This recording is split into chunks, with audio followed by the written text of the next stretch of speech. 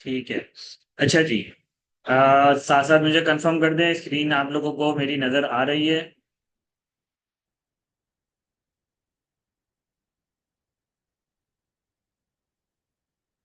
ठीक है। अच्छा जी। हमने लास्ट क्लास में हमने मिस स्टेटमेंट वाला कवर कर लिया था कि मिस स्टेटमेंट अगर होगी तो उसकी मॉडिफिकेशन पैरा की ड्राफ्टिंग कैसे करनी है, और अगर इनएबिलिटी होगी तो उसकी ड्राफ्टिंग आज हम देख रहे होंगे।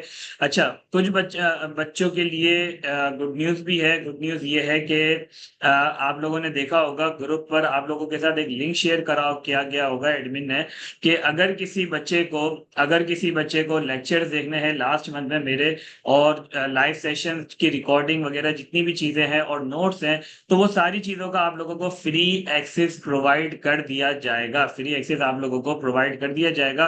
तो काइंडली वो ग्रुप में जो लिंक है आप लोग उसको फिल कर लें, तो आप लोगों को फ्री एक्सेस प्रोवाइड कर दिया जाएगा, जिसके अंदर मेरे सारे लेक्चर्स कवर्ड होंगे। उसके अंदर आइजा वाइव, जिसमें जिस जिस बच्चे को मसला हो रहा है, लेट्स से कि भाई मुझे आइजा 315 सही से समझ नहीं आया, मुझे आइजा 700 समझ नहीं आया, या मुझे आइसा 710 में कंफ्यूजन है, या आइजा 720 में कंफ्यूजन है, या किसी वॉल्यूम 2 के पर्टिकुलर स्टैंडर्ड में कंफ्यूजन है, तो वो लेक्चर ले सकता है। प्लस जितने भी लाइव सेशंस हैं उसमें जितनी भी हमने प्रैक्टिस करी है, वो लाइव सेशन भी सारे के सारे उधर हैं। और इसके अलावा सारी सॉफ्ट में जितने भी नोट्स हैं, स्लाइड्स हैं, वो सारी की सारी आप लोगों के पास पोर्टल में अवेलेबल आप लोगों को मिल जाएंगी।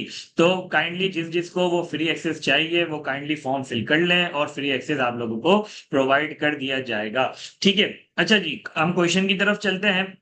फॉर इनएबिलिटी के लिए हमारा फॉर्मेट क्या है? हमारे 4 स्टेप्स हैं। ठीक है। फॉर मिस स्टेटमेंट में हमारे 5 स्टेप्स हुआ करते थे। एक तो नोट को रेफर करते थे, बताते थे कि भाई क्या मैनेजमेंट ने करा है और क्या होना चाहिए था, और क्यों ऐसा होना चाहिए था, वो रीजन बताते थे, और उसके इफेक्ट्स बताते थे कि भाई किधर किधर इफेक्ट आ रहा होगा। अच्छा जी, फॉर इनेबिलिटी में हमारे 4 स्टेप्स हैं। सबसे पहले तो हम उसको रेफर करते हैं जिस अकाउंट में मसला है, जैसे कि अकाउंट रिसीवेबल में अगर मसला है, अगर इन्वेंट्री में मसला है, अगर लॉन्ग टर्म लोन में मसला है, तो जिधर भी मसला है वो अकाउंट को रेफर करते हैं। और अगर तो अमाउंट मेंशन है तो अमाउंट को भी मेंशन करेंगे कि भाई इतनी अमाउंट का उसका मसला है। ठीक है ना? रिसीवेबल है तो रिसीवेबल की ये अमाउंट है, इन्वेंट्री है तो इन्वेंट्री की ये अमाउंट है, तो वॉट एवर जो भी होगा पहले तो ये हम मेंशन करेंगे। Refer the head and amount. ठीक है। स्टेप 2, हम बताते हैं कि भाई we are unable to obtain sufficient, ये लाइन लिखेंगे, we are unable to obtain sufficient appropriate audit evidence. ठीक है। फिर आगे हम बताएंगे उसकी अमाउंट। ठीक है। ये जो अमाउंट है इसके ऊपर हमने कोई sufficient appropriate audit evidence obtain नहीं करा, और उस अकाउंट हेड का रेफरेंस दे रहे होंगे। ठीक है। तो ऐसा ही हमारा फॉर्मेट में लिखा हुआ है, we are unable to obtain sufficient appropriate audit evidence for, amount mention करेंगे, और हेड का नाम इन्वेंट्री है तो इन्वेंट्री मेंशन करेंगे, अकाउंट रिसीवेबल है तो अकाउंट रिसीवेबल मेंशन करेंगे एज। फिर इसके बाद बताएंगे why you were unable to obtain sufficient appropriate audit evidence. Reason बताएंगे कि भाई क्यों हमें सफिशिएंट अप्रोप्रिएट ऑडिट एविडेंस नहीं मिला। कि भाई लेट्स से मैनेजमेंट ने मुझे कंफर्मेशन भेजने नहीं दी, मैनेजमेंट ने मुझे इन्वेंट्री काउंट परफॉर्म करने नहीं दिया, तो ये सारे रीजंस हैं कि भाई मैं इस वजह से सफिशिएंट अप्रोप्रिएट ऑडिट एविडेंस हासिल नहीं कर सका। ठीक है। मैनेजमेंट के रिकॉर्ड्स जल गए थे, मैनेजमेंट ने प्रोवाइड नहीं करे। ठीक है। तो ये सारे जितने भी रीजंस है वो आप रीजंस बताओगे कि भाई क्यों आपको सफिशिएंट अप्रोप्रिएट ऑडिट एविडेंस नहीं मिला। ठीक है। फिर आखिरी में एक और लाइन आपने लिखनी है, as a result we were unable to obtain, we were unable to determine whether any adjustment to these amounts were necessary। ये एग्जैक्ट वर्डिंग आपने लिखनी होगी। ठीक है। तो ये हमारे फॉर्मेट में आ गया, as a result we were unable to determine whether any adjustment to these amounts were necessary। जल्दी से इसका स्क्रीनशॉट लें, एक क्वेश्चन मैं आपके सामने रखूंगा, आपको वो एक दफा ड्राफ्ट करना होगा, देन फिर इसके बाद मैं आप लोगों को वो उसका आंसर दिखा रहा हूँ, देन आप लोग उसको मैच कर करेंगे। ठीक है। जल्दी से इसका स्क्रीनशॉट लें, मुझे कंफर्म करें आप लोगों ने स्क्रीनशॉट ले लिया स्क्रीन का, देन हम क्वेश्चन की तरफ मूव ऑन हो जाएंगे। स्क्रीनशॉट ले लिया सबने? ठीक है। साद अनवर का मैसेज आया, स्क्रीनशॉट ले लिया है। बाकी बच्चे, फरदम भी कह रहे हैं यस सर ले लिया। ठीक है। अब मैं क्वेश्चन मैं स्विच कर रहा हूँ स्क्रीन को। ठीक है। अगर किसी बच्चे ने नहीं लिया तो वो काइंडली मुझे बता देना, तो मैं दोबारा स्क्रीन की तरफ उस स्क्रीन की तरफ स्विच कर लूंगा। अच्छा जी, ये हमने रिपोर्टिंग के क्वेश्चन में इम्प्लीकेशंस वाला क्वेश्चन एक करा था, तो अभी हमें दोबारा यही वाले क्वेश्चन के ऊपर मॉडिफिकेशन पैरा ड्राफ्ट करना है। पहला क्वेश्चन आ रहा है कैसल लिमिटेड, ठीक है। Morgan is auditing the financial statement of castle for the year ended 30 June 2022। Castle has a profit before tax of 6.84 million and total assets of 25.7 million according to the draft financial statement. The trade receivables balance is very material amount within the draft financial statements. One of the customers had an outstanding balance of 821,000 at the year end. The finance director of Castle would not allow the audit team to send an external confirmation to the client, as he said the customer is a very important customer and Castle do not want to annoy them. At the time of completion of the audit, only 55,000 had been received in respect of the outstanding balance at the year end. The audit team was not able to perform any alternative procedure to gain comfort over the existence of the debt. ये सवाल हमने already करा था, लेकिन इसमें requirement उस वक्त क्या हमने करी थी, रिपोर्टिंग इम्प्लीकेशन। अब हमें क्या अब हमें क्या ड्राफ्ट करना है, मॉडिफिकेशन पैरा इसका ड्राफ्ट करना है। जल्दी से ड्राफ्ट करें, इधर इनएबिलिटी है, जल्दी से ड्राफ्ट करें। कितने मिनट आप लोगों को चाहिए होंगे ड्राफ्ट करने के लिए? आई थिंक 5 मिनट सफिशिएंट है। जल्दी से मुझे बताएं, 5 मिनट सफिशिएंट है? 2:38 अभी हो रहे हैं। 5 मिनट आप लोगों को सफिशिएंट होंगे, यस और नो? इधर चले गए सारे? आवाज आ रही है मेरी? यस यस, ठीक है।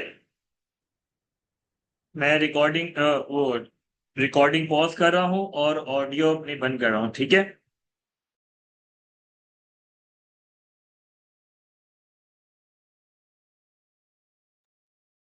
चलिए, बच्चों के मैसेजेस आना शुरू हो गए। फरदम कह रहे हैं अकाउंट रिसीवेबल अमाउंटिंग टू 766,000।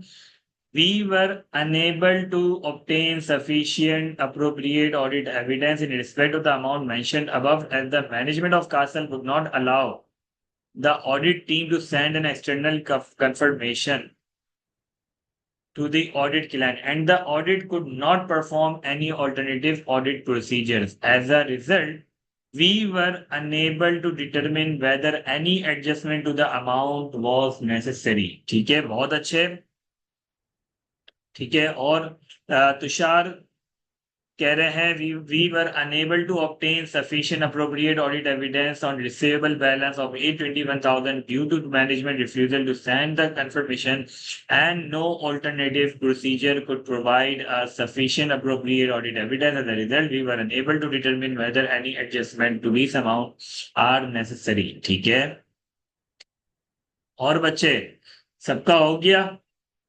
जल्दी जल्दी कंफर्म करें सबने आंसर ड्राफ्ट कर लिया है तो हम सॉल्यूशन की तरफ चलते हैं। एक नजर सॉल्यूशन की तरफ डालेंगे, देख लेंगे कि किस तरीके से हमें ड्राफ्टिंग, और बच्चों ने जो लिखा है वो बिल्कुल सही लिखा है, बहुत अच्छी ड्राफ्टिंग करी है। थोड़ी सी और उसमें परफेक्शन कर लेंगे जब आप सजेस्टेड आंसर को देखेंगे, ठीक है। अच्छा जी, मुदस्सिर मसूद का मैसेज आ रहा है, refer note X to financial statement where management has recorded 821,000 minus 55,000 as account receivable. We were unable to obtain sufficient appropriate audit evidence for this amount, as management has refused us to send confirmation to customer, and amount involved is material to financial statements. So as a result, we were unable to determine whether any adjustment to these amount as necessary. ठीक है। और students, किसी और ने लिखा है? Solution की तरफ चलते हैं, सॉल्यूशन एक नजर देख लेते हैं जल्दी से, देन हमें और भी चीजें डिस्कस करनी है। अच्छा जी, पहला step one, the companies trade receivables. सबसे पहले मैंने क्या हेड मेंशन करा, हेड बताया ट्रेड रिसीवेबल्स, ठीक है। साथ साथ मैं आप लोगों को स्टेप भी दिखा रहा हूँ, refer the head, account receivable है वॉट एवर जो भी है, और अमाउंट, ठीक है। So the company's trade receivable include an outstanding amount of 821,000 from one of the customer as of 30 June 2022। ठीक है, ये मैंने बता दिया। We were unable to obtain sufficient appropriate audit evidence, ये तो लाइन as it is हमें लिखनी थी, ठीक है। Regarding the existence and recoverability of this amount. ठीक है, बिकॉज अब मैं रीजन बता रहा हूं भाई क्यों ऐसा हुआ, बता रहा हूं, because we were not allowed to send an external confirmation to the customer. As a result we were unable to determine whether any adjustment to these amounts were necessary। तो सबने थोड़ा बहुत हल्का फुल्का थोड़ा बहुत चेंजेस हैं, कोई मसले वाली बात नहीं है, अगर थोड़ा बहुत ऊपर नीचे कोई इसमें टेंशन लेने वाली बात नहीं है, सबकी अंग्रेजी थोड़ी बहुत डिफरेंट हो सकती है। ठीक है, अल्टीमेटली ये 4 पॉइंट जिसने फॉलो करे उसका आंसर आपका सफिशिएंट है। ठीक है, अब महाद अहमद का भी रीड कर लेता हूं। Since the customer of Castle Limited has an outstanding balance of 766,000 at year end. Outstanding balance of what? Outstanding balance of account receivable. ये भी तो बताओ ना, हेड बताओ, हेड बताना लाजमी है। आउटस्टैंडिंग बैलेंस पेबल का भी हो सकता है, ठीक है ना, कुछ भी हो सकता है, लेकिन उसको क्लियर करो, हेड क्लियर करो। ऑल्दो कि आपने कस्टमर बोल दिया है, ठीक है ना, लेकिन फिर भी क्लियर करो भाई ट्रेड रिसीवेबल है, ट्रेड पेबल है, किधर किस अकाउंट हेड में मसला है। And the finance director would not allow, अभी नहीं बताना, finance director would not allow, अभी नहीं बताना, पहले ये तो बताओ। ये आपने बता दिया outstanding balance at year end, we were unable, अब ये बताओ, फिर बाद में रीजन बताना, रीजन बाद में थर्ड स्टेप में। ठीक है, and the finance director would not allow the audit team to send an external confirmation to the audit plan, it will continue a scope limitation and alternative audit procedure would not be able to sufficient appropriate audit evidence, therefore as a result we were unable to determine whether any adjustment to this amount were necessary। लिखा आपने बिल्कुल ठीक है, लेकिन कोशिश करें इसी step को फॉलो करें, आपको कंफ्यूजन कभी भी नहीं होगी। इस स्टेप में जितनी भी आपकी मॉडिफिकेशन की पैरा आएंगे वो आराम से आपके ड्राफ्ट हो जाएंगे। ठीक है, कोशिश करें एक फॉर्मेट को फॉलो करें ताकि इजीली ड्राफ्ट कर ले। लिखा आपने बिल्कुल सही है, मैं ये नहीं डिनाई करूंगा कि यार आपने लिखा ठीक नहीं है, ठीक है, लेकिन कोशिश करें एक फॉर्मेट बना ले। ये स्टेप्स है, स्टेप 1, स्टेप 2, स्टेप 3, स्टेप 4।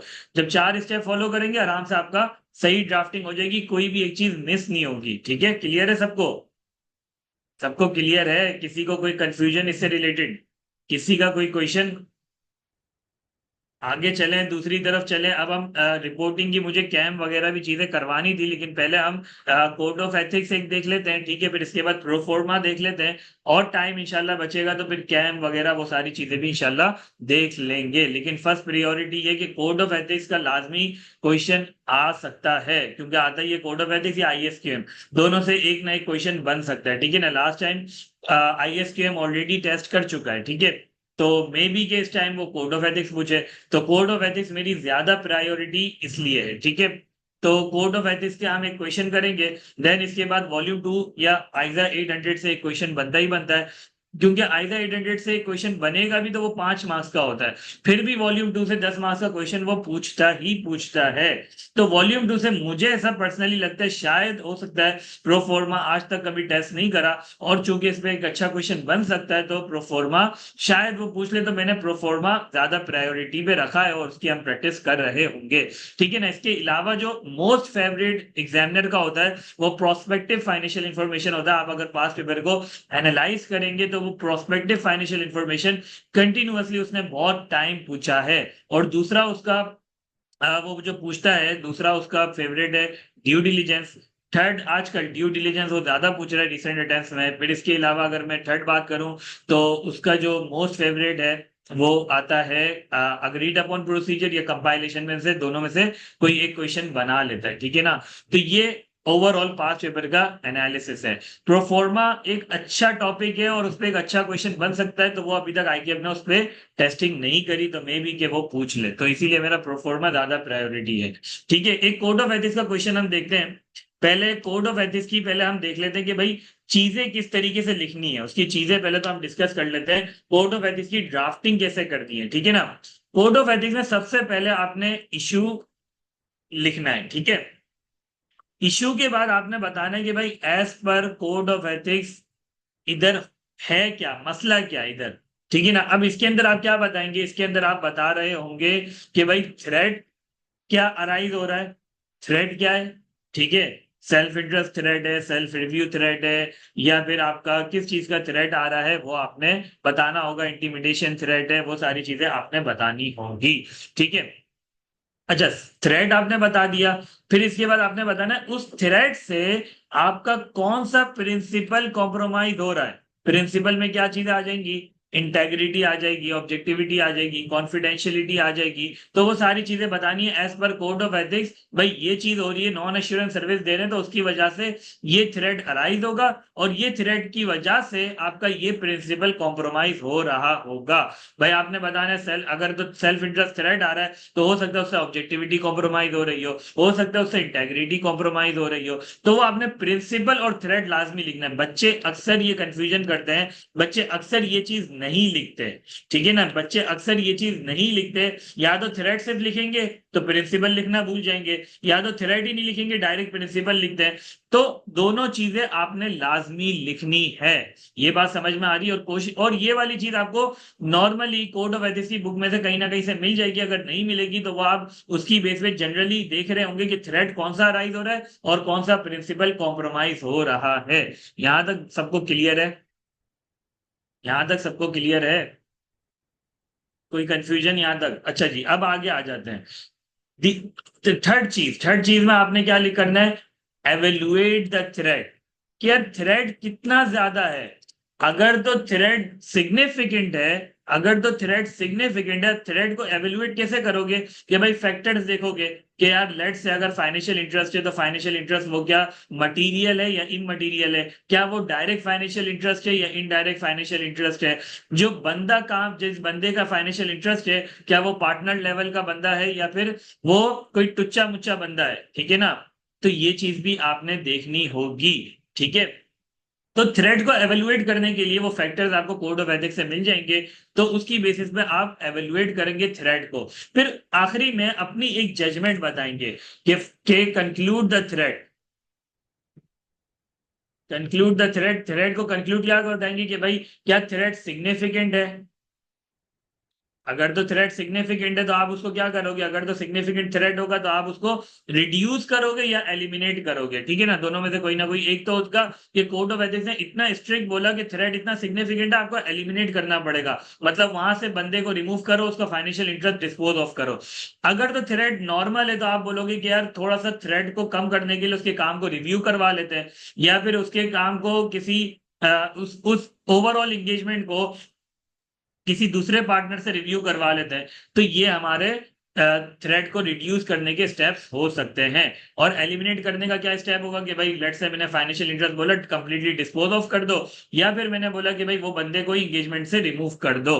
तो थ्रेड को एवेल्युएट करना है, क्या वो सिग्निफिकेंट थ्रेड है, क्या वो थ्रेड बिल्कुल ही मिनिमल है, कि उस केस में आपको कोई कोर्स ऑफ एक्शन की रिक्वायरमेंट नहीं, तो उसमें तो कोई मसला ही नहीं होगा। ठीक है, एवेल्युएट एंड कंक्लूड। एवेल्युएट में आप क्या कर रहे हो?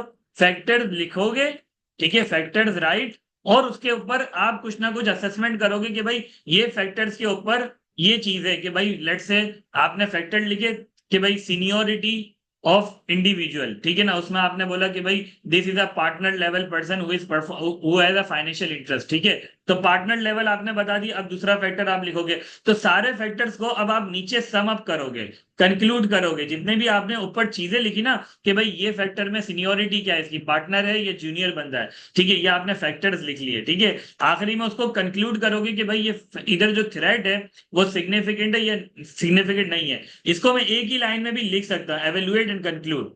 ठीक है ना, इसको यूं भी लिख सकते हैं। ठीक है, यूं भी मैं लिख सकता हूँ, कोई मसला नहीं है। अल्टीमेटली मुझे कंक्लूड करना है कि भाई इधर सिग्निफिकेंट थ्रेड है, सिग्निफिकेंट थ्रेड नहीं है। अगर तो सिग्निफिकेंट थ्रेड नहीं है, कोई मसला नहीं है, फैक्टर सारे इमटेरियल आपका फाइनेंशियल इंटरेस्ट है, इनडायरेक्ट फाइनेंशियल इंटरेस्ट है, जो बंदा करने वाला है वो बहुत ही कोई जूनियर बंदा है, तो उस केस में मैं बोलूंगा कोई थ्रेड नहीं है। ठीक है ना, तो मेरा कोई मसला भी नहीं होगा। हाँ, ज्यादा से ज्यादा मैं थोड़े बहुत कोर्स ऑफ एक्शन बता दूंगा कि भाई इसके काम को रिव्यू कर लो, या कुछ ना कुछ मैं बता दूंगा। ठीक है, तो आखिरी में आपने क्या बताना है कि भाई कोर्स ऑफ एक्शन। क्लियर है यहां तक? कोर्स ऑफ एक्शन आपने बताना है। कोर्स ऑफ एक्शन में आप क्या बता रहे होगे? या तो एलिमिनेशन वाले स्टेप बताओगे, ठीक है, जिसमें बिल्कुल ही कंप्लीटली आप बोलोगे कि भाई एलिमिनेशन द थ्रेड। उसमें क्या होगा कि भाई आप बोलोगे कि फाइनेंशियल इंटरेस्ट को डिस्पोज ऑफ कर दो या बंदे को एंगेजमेंट से निकाल दो। या फिर आप क्या बोलोगे कि भाई सेफ गार्ड। सेफ गार्ड्स क्या होते हैं? जिसमें आप रिड्यूस करते हो थ्रेड को। ठीक है, रिड्यूस द थ्रेड। थ्रेड को रिड्यूस कैसे करा जा सकता है? इसके काम को रिव्यू करवा लो। ठीक है, ओवरऑल जो आपकी एंगेजमेंट है उसको किसी और से रिव्यू करवा लो। तो ये सिंपल सी चीजें हो सकती हैं। क्लियर है सबको?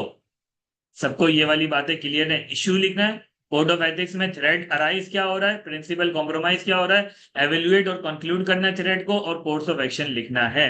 क्लियर है सबको यहाँ तक? एक क्वेश्चन देखेंगे हम, हमारा इधर आ जाता है विंटर 23 का क्वेश्चन। ठीक है, विंटर 23 का क्वेश्चन पढ़ते हैं। You are the ethics partner in a firm of chartered accountants. You have received the following email from Farhan Akhtar, the audit partner, seeking advice on accepting a prospective client. ठीक है, अच्छा जी, मैं कौन हूं? पहले अपने आप को असेस कर लें, पहले अपने आप को देख लें आप कौन हो। You are the ethics partner, ठीक है, और मुझे एक ईमेल आई है फरहान अख्तर से। मैं फरहान अख्तर नहीं हूं, मैं एथिक्स पार्टनर हूं, ठीक है, और वो मेरे से एडवाइस ले रहा है। अब अपने आप को थोड़ी देर के लिए अज्यूम कर लो कि आप एथिक्स पार्टनर हो, ठीक है ना, अपने आप को थोड़ा सा पार्टनर बना लो, ठीक है। अच्छा, रिक्वायरमेंट क्या है? Advice Farhan Akhtar regarding the acceptance of STL offer. अच्छा, एक आपके पास क्लाइंट आया है फरहान अख्तर के पास, और वो पूछ रहा है कि भाई मुझे ऑडिट करवाना है, और वो फरहान अख्तर ने आपको ईमेल करी क्योंकि आप एथिक्स पार्टनर, और वो आपसे एडवाइस ले रहा है क्या इस एंगेजमेंट को एक्सेप्ट करना चाहिए या नहीं करना चाहिए। ठीक है, तो वो आपसे आपको एक ईमेल करी है, वो ईमेल पढ़ लेते हैं पहले। From Farhan Akhtar to ethics partner, ठीक है, subject advice for accepting STL. Hi, I hope you are doing well. I have been in negotiation with the CEO of Sweet Tooth Private Limited about providing multiple services for the year ending 31st December 2024. STL, a family managed enterprise, has been in the confectionery business since 1995. Confectionery का मतलब मैं बता दूं भाई, जो candies वगैरह होती हैं उनको सेल करने वाला बिजनेस है, ठीक है। Currently, it is being audited by Kareem Aisha and company chartered accountants. STL has faced financial difficulties since the onset of COVID-19, witnessing a significant decline in revenue and has been in losses for the last 4 years. Due to this challenging financial situation, STL has been unable to fulfill its obligation to financial institution and is currently in the process of restructuring its long-term liabilities. क्या अभी तक कोई मसला मिल रहा है किसी को? अभी तक कोई मसला मिला related to code of ethics? किसी को कोई मसला मिल रहा है? जल्दी जल्दी साथ साथ पार्टिसिपेट करें। अभी तक किसी को कोई मसला मिला related to code of ethics? किसी को कोई मसला मिल रहा है related to code of ethics? आवाज आ रही है आप लोगों को मेरी क्लियर? किसी को कोई मसला मिल रहा है अभी तक related to code of ethics? कोई मसला नहीं मिल रहा? No sir, no sir. अच्छा जी, कोई मसला नहीं मिल रहा, ठीक है, आगे बढ़ते हैं। STL honors highly value the impactful management consultancy services our firm provides. They are eager to engage our consultancy expertise to revitalize their marketing and sales department. They believe that there has been a lack of evolution in their marketing strategies and sales promotion over years. भाई STL के owners चाह रहे हैं कि हमारी consultancy services लें related to marketing and sales, ठीक है, क्योंकि उनकी जो मार्केटिंग इतनी अच्छी नहीं हो रही, सेल्स अच्छी नहीं हो रही, तो कई स्ट्रेटजीज में मसला है। वो चाह रहे हैं हम लोग उनको ये सर्विसेज प्रोवाइड करें, उनकी स्ट्रेटजीज वगैरह में हेल्प करें उनको, ठीक है। They hope that our consultancy services can guide them out of this financial challenge. ठीक है, since our firm also offers audit services, हमारी फर्म ऑडिट सर्विस भी देती है। They are interested in hiring us for both services. वो चाह रहे हैं कि हम उनको दोनों सर्विसेज ही दे दें। उनको मार्केटिंग सर्विस, जो मार्केटिंग वाली जो स्ट्रेटजी बनाने वाली सर्विस है वो भी दे दें, और ऑडिट सर्विस भी साथ साथ दे दें। However, their primary interest lies in since our firm also offer, ठीक है, however their primary interest lies in leveraging our management consultancy to drive transformative changes. वो उनका प्राइमरी इंटरेस्ट जो है ना वो मैनेजमेंट कंसल्टेंसी वाली सर्विस पर है, लेकिन साथ साथ लगे आज जब एक फर्म को हायर कर ही रहे हैं इस काम के लिए, तो उन्होंने बोला साथ साथ तुम ऑडिट भी कर लो हमारा, ठीक है। STL CEO has offered a total fee of 1.5 million for the management consultancy and the audit for the year ending 31st December 2024. उन्होंने बोला भाई टोटल आपको 1.5 मिलियन देंगे दोनों काम होंगे, ठीक है। I would appreciate your thoughts on any professional and ethical issues related to accepting this offer. Best regards Farhan. ठीक है भाई, बताओ भाई क्या मसले क्या है, पहले तो इश्यूज बता दो, इधर मसले क्या है। इश्यूज पता होंगे तो कुछ लिख सकोगे। Provide more consultancy than auditing services, इसमें मसला क्या है Saba? Providing more consultancy than auditing, इसमें मसला क्या है? अच्छा जी, ये कौन है? SM यार नाम मुनी वसन, एस मुनी वसन, सॉरी आपका नाम मुझे समझ नहीं आ रहा था, एस मुनी वसन कह रहे हैं फी सेपरेट नहीं है। फी सेपरेट होना कोई कोड ऑफ एथिक्स के लिए मसला क्या बन रहा है? फी का सेपरेट ना होना कोड ऑफ एथिक्स के लिए क्या मसला है? मसला बताओ, मसला कोड ऑफ एथिक्स से रिलेटेड मसला क्या है? जामिन कह रहे हैं एडमिनिस्ट्रेटिव सर्विसेज, एडमिनिस्ट्रेटिव सर्विसेज क्या है? साद अनवर कह रहे हैं एश्योरेंस भी है और नॉन एश्योरेंस सर्विस का मसला है, बहुत अच्छे। सैयद अहमद अहमद कह रहे हैं नॉन एश्योरेंस सर्विसेज से रिलेटेड मसला है, क्योंकि इधर एश्योरेंस सर्विस भी दी जा रही है और नॉन एश्योरेंस सर्विस भी दी जा रही है। मोहम्मद उमेर कह रहे हैं सेल्स एरिया में सेल्फ रिव्यू थ्रेट है, सेल्स एरिया में वो कह रहे हैं सेल्फ रिव्यू थ्रेट आ जाएगा। अच्छा जी, और भाई और जल्दी बताओ। अच्छा जी, सैयद अहमद अहमद कह रहे हैं reduction in fees and financial position of the client, reduction in fees and financial position of the client. क्या रिडक्शन इन फीस, मुझे क्लियर होके बताओ भाई। फाइनेंशियल पोजीशन क्या, financial position code of ethics का मसला किधर हिट कर रहा है? जैसे एश्योरेंस और नॉन एश्योरेंस का आप लोगों ने मुझे बताया, तो वो समझ में आ गया कि भाई मेक सेंस कि भाई आप नॉन एश्योरेंस सर्विस भी दे रहे हो और एश्योरेंस भी दे रहे हो, तो कुछ आपका self interest self review threat आएगा, ठीक है। सैयद सैयद मुनीब हसन कह रहे हैं partner is more incline to provide management consultant rather than performing audit professionally.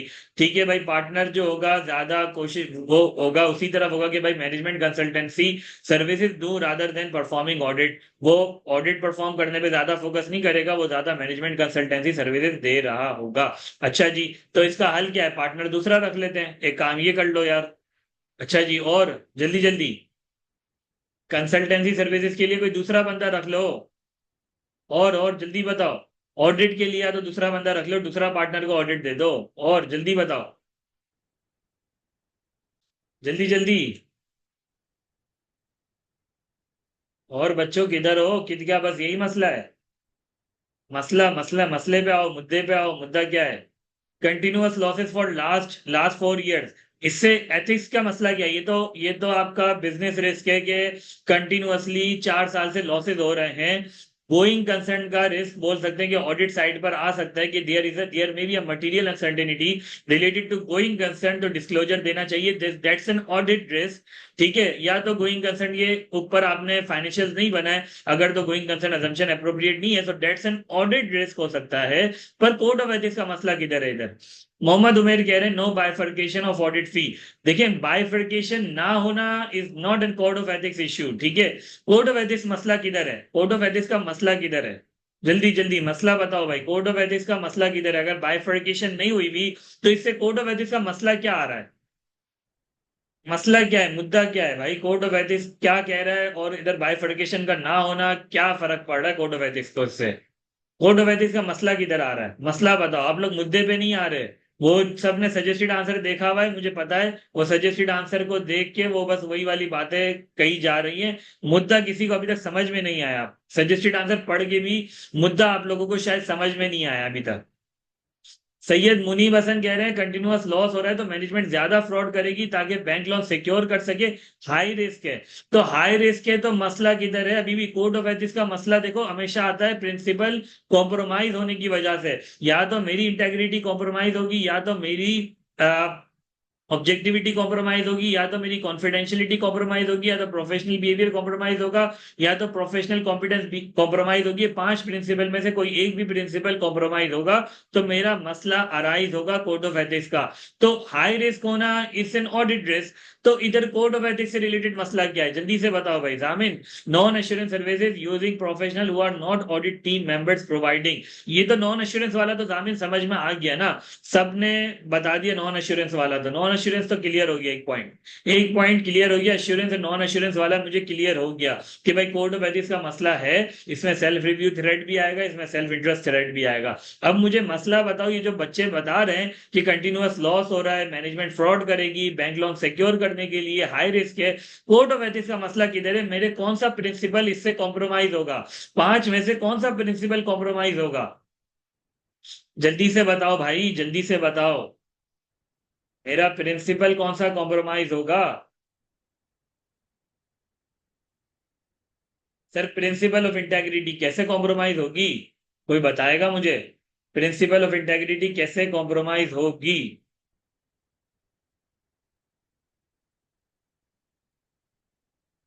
Principal of integrity कैसे कॉम्प्रोमाइज होगी?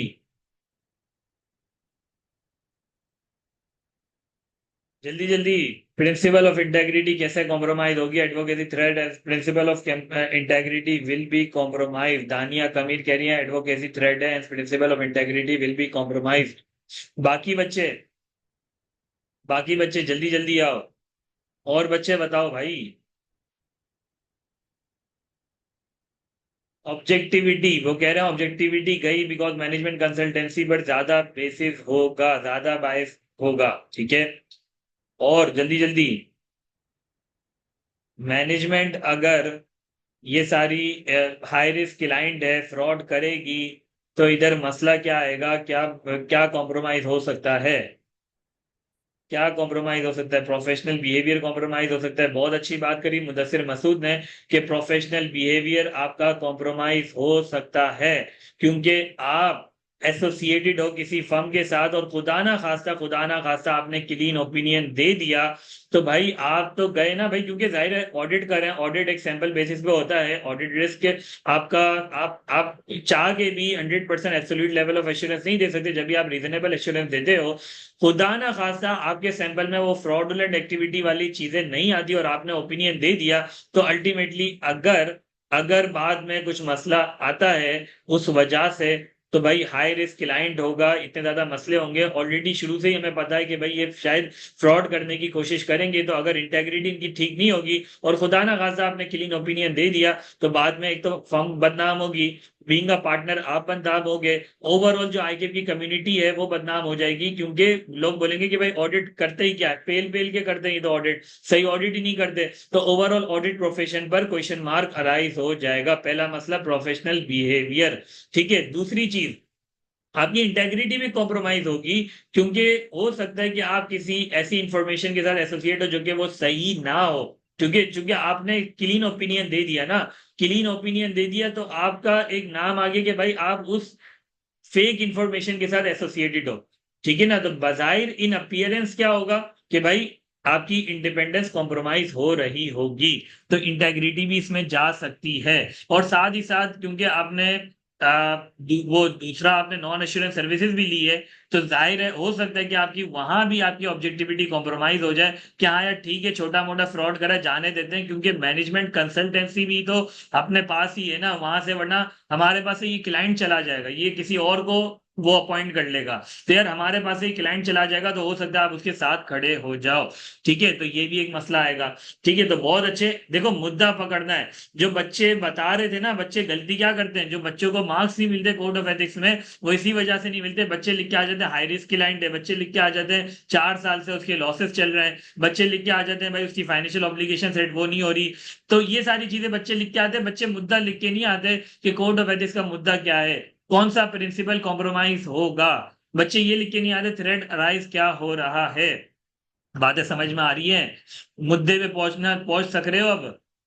मसला आइडेंटिफाई हो रहा है आप लोगों को कि बच्चे गलती क्या करते हैं? ठीक है, अच्छा जी, ये तो दो चीजें हो गई। अब आ जाते हैं एश्योरेंस नॉन एश्योरेंस भी आइडेंटिफाई कर लिया आप लोगों ने। आप लोगों ने ये भी आइडेंटिफाई कर लिया मैनेजमेंट की इंटेग्रिटी वाला मसला, जिससे आपकी इंटेग्रिटी कॉम्प्रोमाइज हो सकती है, आपकी जो प्रोफेशनल बिहेवियर है वो कॉम्प्रोमाइज हो सकता है, ये तो आपने आइडेंटिफाई कर लिया। एक और मसला है फी से रिलेटेड। फी से रिलेटेड क्या मसला है, जल्दी से आओ। फी से रिलेटेड मसला क्या है? बच्चों ने बोला कंबाइंड फी कोड करी हुई, ये मसला है, ये मसला नहीं है, मसला कुछ और है। जल्दी से बताओ, मसला कोड ऑफ एथिक्स का मसला कुछ और है। जल्दी से बताओ भाई, मसला क्या है? मसला कोड ऑफ एथिक्स से रिलेटेड मसला क्या है? कंबाइंड फी का कोड होना is not a code of ethics issue. Issue है, मैं मना नहीं कर रहा, कोड ऑफ एथिक्स से रिलेटेड क्या इशू है वो बताओ मुझे। कंबाइंड फी का कोड होना कोड ऑफ एथिक्स का इशू नहीं है। Fee should be charge more than previous year. बहुत अच्छे, ये मुद्दा है। तो ये पता कैसे चलेगा? अलग अलग फी कोड होगी तो पता चलेगा ना कि फी आप प्रीवियस ईयर से ज्यादा चार्ज कर रहे हो या कम चार्ज कर रहे हो। मुद्दा समझ में आ रहा है? मुद्दा ये था कोड ऑफ एथिक्स का कि ज्यादा फी चार्ज करनी है लास्ट ईयर से। ठीक है, तो लेकिन आपको पता ही नहीं होगा, सेपरेट फी अगर नहीं होगी तो आपको कैसे पता होगा कि आप कम फी चार्ज कर रहे हो या लास्ट ज्यादा फी चार्ज कर रहे हो? मुद्दा ये था। मुद्दे पे पहुंच रहे हो अब? समझ में आ रहा है? जल्दी जल्दी कंफर्म करो ना, सबको समझ में बातें आ रही हैं? तो तो combined fee is not a code of ethics issue. Issue ये है कि लास्ट ईयर से ज्यादा फी चार्ज करनी चाहिए थी। दूसरी चीज, इतनी ज्यादा कम फी भी ना हो कि आप एंगेजमेंट परफॉर्म ना कर सको, कि आप रिसोर्सेज को इंगेज ना कर सको। एक्सपर्ट की जहां एंगेजमेंट की नीड हो तो जाहिर है एक्सपर्ट को पैसे देने पड़ेंगे ना भाई, फ्री में तो एक्सपर्ट नहीं आएगा आपके पास। तो अगर इतनी कम फी आपने चार्ज कर दी और आप बाद में सही से परफॉर्म नहीं कर पा रहे, आप एंगेजमेंट टीम ज्यादा एंगेज नहीं कर पा रहे क्योंकि आपका बजट आउट हो जाएगा, तो भाई इधर तो मसला आ जाएगा, फिर आप काम को पेलोगे, कम बंदों में काम पेलने की कोशिश करोगे। तो भाई आप इतनी फी चार्ज करो कि एटलीस्ट आप अपनी कॉस्ट तो कवर कर सको। बातें समझ में आ रही हैं? ये बताता हूँ साद अनवर, अभी ये सब चीजें कोड ऑफ एथिक्स में लिखी हुई, कैसे अज्यूम करेंगे कि ज्यादा फी चार्ज करनी है? तो ये साद अनवर, ये कोड ऑफ एथिक्स में लिखा हुआ है, कोई कोई घर से मैं लेके नहीं आ रहा, ये कोड ऑफ एथिक्स की रिक्वायरमेंट है कि ज्यादा फी चार्ज करनी है फ्रॉम लास्ट ईयर। ठीक है, तो ये कोड ऑफ एथिक्स में मैं सब चीजें दिखाऊंगा, सब चीजें लिखी हुई है कोड ऑफ एथिक्स में। ठीक है साद अनवर, इस सिनेरियो में देखिए, इस सिनेरियो में उसने बता दिया कंबाइंड फी है। ठीक है, कंबाइंड फी मुझे कैसे पता चलेगा लास्ट ईयर से आपने ज्यादा चार्ज करी है नहीं करी? अब कंबाइंड फी में तो ये आइडेंटिफाई नहीं हो सकता जब तक आप सेपरेट फी नहीं करोगे कि मैनेजमेंट कंसल्टेंसी के कितने पैसे ले रहे हो और ऑडिट के कितने पैसे ले रहे हो सकता है कि इसमें 1.3 मिलियन मैनेजमेंट कंसल्टेंसी का हो और 2 लाख सिर्फ हो आपका ऑडिट का। तो यार 2 लाख क्या सफिशियंट होगा? क्या 2 लाख लास्ट ईयर से ज्यादा है? तो ये जब पता चलेगा ना जब सेपरेट फी होगी। बातें समझ में आ रही हैं? क्लियर हो रहा है सबको? ठीक है, अच्छा जी, जल्दी से इसको ड्राफ्ट करने की कोशिश करो, जैसा कि मैंने आप लोगों को गाइड करा है कि इश्यू लिखना है, आपको कोड ऑफ एथिक्स की रिक्वायरमेंट बतानी है जिसके अंदर आप बताओगे थ्रेट क्या है, प्रिंसिपल क्या है, देन आप उसको कोर्स ऑफ एक्शन बता रहे, एवेलुएट करना है थ्रेट को, देन कोर्स ऑफ एक्शन आपने बताना होगा। जल्दी से क्वेश्चन को करने की ट्राई करो। ठीक है, देन हम इसका आंसर देख रहे होंगे, जो मेरा अपना बनाया हुआ सॉल्यूशन है वो देखेंगे, आई कैप का नहीं देखेंगे भाई। ठीक है ना, हमें चीजों को सीखना है सही तरीके से, एक फॉर्मेट बना के उसी फॉर्मेट को फॉलो करते हुए हमें चीजें करनी है। ठीक है ना, ताकि वो ओवरऑल हर क्वेश्चन पर अप्लाई हो सके, सिर्फ एक क्वेश्चन पर नहीं, हर क्वेश्चन पर अप्लाई हो सके। बच्चों की यही शिकायत है ना कि भाई लास्ट टाइम के जो क्वेश्चन है बहुत ही अजीब अजीब आए, तो वो अजीब ही क्वेश्चन हम करने की कोशिश करें और उसको एक ही फॉर्मेट में करने की कोशिश करेंगे। ठीक है ना, आईकेएफ का भी सॉल्यूशन एक नजर आप लोगों को दिखा दूंगा। क्वेश्चन मैंने, समझ लो कितनी सारी चीजें मैंने शायद आईकेएफ के सॉल्यूशन से ही मैंने निकाली होंगी, लेकिन एक फॉर्मेट के तहत मैंने उसको सीक्वेंसिंग में चीजें करी हैं ताकि बच्चों को सही से समझ में आ जाए। ठीक है, तो जल्दी से क्वेश्चन को करने के ट्राई करें, देन हम फर्दर देख रहे होंगे हमारा सजेस्टेड आंसर। ठीक है,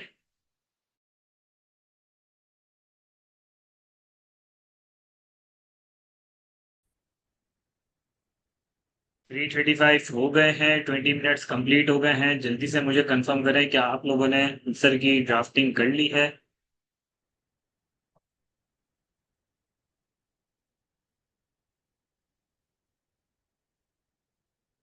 अहमद 3 मेरे ख्याल से अभी अभी इन्होंने ज्वाइन करा है, क्या आपने अभी अभी ज्वाइन करा है? मुझे कंफर्म करें अहमद, क्या आप पहले से हमारे साथ हैं या आपने अभी अभी रिसेंटली ज्वाइन करा? अगर रिसेंटली ज्वाइन करा तो मैं आपको थोड़ा सा बैकग्राउंड दे देता हूँ कि अभी तक हमने क्या क्या चीजें कर ली हैं।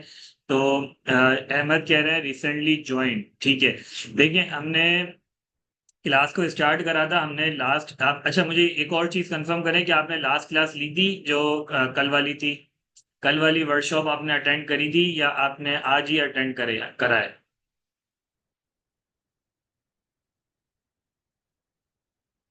मैं जल्दी से कंफर्म करें कि आपने कल वाली वर्कशॉप अटेंड करी थी या अभी अभी आपने बस ज्वाइन करा है? Sir I have join today. ठीक है, तो देखिए हमने कल की क्लास में, हमने कल वाली वर्कशॉप में हमने चीजें सीखी थी कि रिस्क और प्रोसीजर्स की ड्राफ्टिंग कैसे करनी है। खास तौर पे ये रिस्क के अपने ऊपर हमने ज्यादा फोकस करा था कि रिस्क की ड्राफ्टिंग क्या करनी है, कैसे करनी है, क्या चीजें होनी चाहिए। तो वो चीज आप काइंडली रिकॉर्डेड लेक्चर से देख लेना। फिर इसके बाद हमने देखा था कि रिपोर्टिंग वाले एलिमेंट में, रिपोर्टिंग वाले क्वेश्चन में एक क्वेश्चन आता है रिपोर्टिंग इम्प्लीकेशन। रिपोर्टिंग इम्प्लीकेशन में नॉर्मली होता है कि भाई आपका ओपिनियन क्या होगा क्वालिफाइड क्वालिफाइड ओपिनियन दोगे, एडवर्स ओपिनियन दोगे या डिस्क्लेमर ओपिनियन दोगे, तो उस आंसर को ड्राफ्ट करने के लिए हमने एक फॉर्मेट देखा था, स्टेप 1 स्टेप 2, हमने स्टेप्स में एक फॉर्मेट बना लिया था और इसी फॉर्मेट से अल्हम्दुलिल्लाह हमारे सारे क्वेश्चंस हो रहे थे। ठीक है, तो वो फॉर्मेट भी इंशाल्लाह मैं शेयर भी कर दूंगा सबके साथ, और वो आप रिकॉर्डेड लेक्चर लाजमी ले लेना, तो उसमें वो चीज हमने सीखी थी। फिर इसके बाद एक क्वेश्चन हमारे पास रिपोर्टिंग से रिलेटेड आता है कि भाई मॉडिफिकेशन पैरा ड्राफ्ट कर लो, कि भाई क्वालिफिकेशन का मॉडिफिकेशन पैरा ड्राफ्ट करो या फिर एडवर्ड्स का मॉडिफिकेशन पैरा ड्राफ्ट करो, वॉट एवर कुछ भी आता है। तो उसके भी हमने स्टेप्स बना लिए थे कि भाई मॉडिफिकेशन पैरा की ड्राफ्टिंग किस तरीके से करनी है, उसकी भी हमने प्रैक्टिस देखी कि भाई मॉडिफिकेशन पैरा अगर तो मिस स्टेटमेंट होगी तो उसकी किस तरीके से ड्राफ्टिंग करनी है, वो हमने कल की क्लास में देखी थी। अच्छा, आज की क्लास में हमने देखा कि मॉडिफिकेशन की अगर तो इनएबिलिटी होती है, inability to obtain sufficient appropriate audit evidence होता है और उसकी वजह से मॉडिफिकेशन पैरा ड्राफ्ट करना पड़ता है, तो उसकी किस तरीके से प्रैक्टिस, उसकी किस तरीके से क्या फॉर्मेट फॉलो करना है, वो फॉर्मेट हमने देखा। फिर इसके बाद हमने कोड ऑफ एथिक्स के फॉर्मेट पे बात करी कि कोड ऑफ एथिक्स का फॉर्मेट क्या होगा, कोई भी अगर क्वेश्चन आ जाए कोड ऑफ एथिक्स का, तो उसके फॉर्मेट में हमने बोला कि भाई 4 बातें लाजमी होनी चाहिए। सबसे पहले तो इशू को आपने डिस्कस करना है, ठीक है। इशू के बाद आपने बताना है कोड ऑफ एथिक्स से रिलेटेड कि कोड ऑफ एथिक्स में आपको बुक से ये चीज मिल जाएगी कि कौन सा थ्रेट अराइज हो रहा है, वो थ्रेट आपने लाजमी लिखना है। थ्रेट के बाद उस थ्रेट से कौन सा प्रिंसिपल कॉम्प्रोमाइज हो रहा है, क्या इंटेग्रिटी कॉम्प्रोमाइज हो रही है, तो वो आपने लिखना लाजमी है कि कौन सा प्रिंसिपल कॉम्प्रोमाइज हो रहा है। ये चीज लिखने के बाद फिर आपने थ्रेट को एवेल्युएट करना है बेस्ड ऑन द फैक्टर्स कि भाई अगर let's say self interest threat है तो उसमें आपकी पोजीशन क्या है, क्या आप पार्टनर लेवल के बंदे हो जिसके पास फाइनेंशियल इंटरेस्ट थ्रेट है, फाइनेंशियल इंटरेस्ट है तो उसकी पोजीशन क्या है, क्या वो इमटेरियल इंटरेस्ट है या मटेरियल इंटरेस्ट है, क्या वो डायरेक्ट फाइनेंशियल इंटरेस्ट है या वो इनडायरेक्ट फाइनेंशियल इंटरेस्ट है। तो बेस्ड ऑन दीज फैक्टर्स आप असेस करोगे, कंक्लूड करोगे कि भाई थ्रेट सिग्निफिकेंट है, ये थ्रेट इनसिग्निफिकेंट है, इतना ज्यादा मटेरियल थ्रेट नहीं है। ठीक है, अगर तो ज्यादा थ्रेट नहीं है तो जाहिर है आपको जो कोर्स ऑफ एक्शन भी लिखना होगा, तो आप बोलोगे या तो कोई मसला नहीं है, कोई कोर्स ऑफ एक्शन की नीड नहीं है, या आप बोलोगे थ्रेट को थोड़ा सा कम कर लो, उसके जो चीजें हैं वो रिव्यू करवा लो उसके काम को, ये आप लिखोगे। या तो थ्रेट बहुत ज्यादा है जिसमें आपको बोला जाए कि भाई ये बंदा परफॉर्म ही ना करे एंगेजमेंट को, तो उसमें आप बोलोगे कि भाई इस बंदे को इस एंगेजमेंट से निकाल दो, वो बंदा ऑडिट ना करे, या फिर उसके जो फाइनेंशियल इंटरेस्ट है वो डिस्पोज ऑफ कर दो। तो इस तरीके से हमें आंसर को ड्राफ्ट करना है। पहले लिखना है इशू, फिर लिखना है हमें कोड ऑफ एथिक्स से रिलेटेड उसका इंटरेस्ट थ्रेड और प्रिंसिपल, देन हमें लिखना है एवेल्युएट द थ्रेड, देन हमें लिखना है कोर्स ऑफ एक्शन। ये 4 चीजें होनी चाहिए। तो अभी बच्चे प्रैक्टिस कर रहे थे, 20 मिनट की टाइम हमने दिया था और उसमें बच्चों ने क्वेश्चन की ड्राफ्टिंग खुद से करी। अब हम उसके सजेस्टेड आंसर को डिस्कस कर रहे होंगे। जल्दी से बाकी बच्चे मुझे कंफर्म करें कि भाई हो गया क्वेश्चन, जल्दी से कंफर्म करें। जारा सलीम कह रहे हैं what to do when any situation examined is not mentioned in code. देखिए, फिर उसमें आपने जनरली सोचना है, जनरली ब्रेन स्टॉर्मिंग करनी है कि यार इसमें कौन सा थ्रेट अराइज हो रहा है। बहुत सारे ऐसे केसेस आएंगे, मैं ये नहीं कह रहा ऐसे केसेस नहीं आएंगे जो स्पेसिफिकली कोड में नहीं होगा, ऐसे केसेस आपको मिलेंगे जिसमें कोड में एग्जैक्टली नहीं होगा। तो आपने खुद से एक जनरल असेसमेंट करनी है कि इसमें थ्रेट कौन सा अराइज हो रहा है, क्या सेल्फ इंटरेस्ट आ रहा है, सेल्फ रिव्यू आ रहा है, कौन सा थ्रेट आ रहा है, उस थ्रेड से कौन सा प्रिंसिपल कॉम्प्रोमाइज होगा वो आपने बताना होगा। ठीक है, जनरली।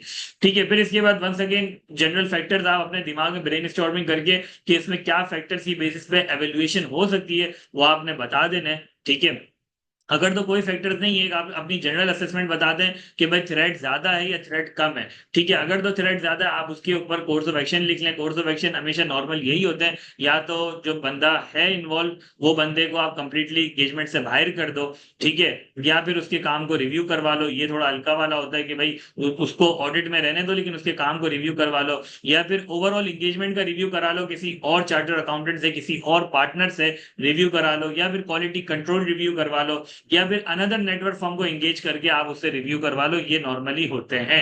या फिर एक और अगर फर्म लेवल की बात करूं तो उसमें ये होता है कि भाई आप ये ऑडिट एक्सेप्ट ही नहीं करो, ठीक है, या तो ऑडिट से ही मना कर दो।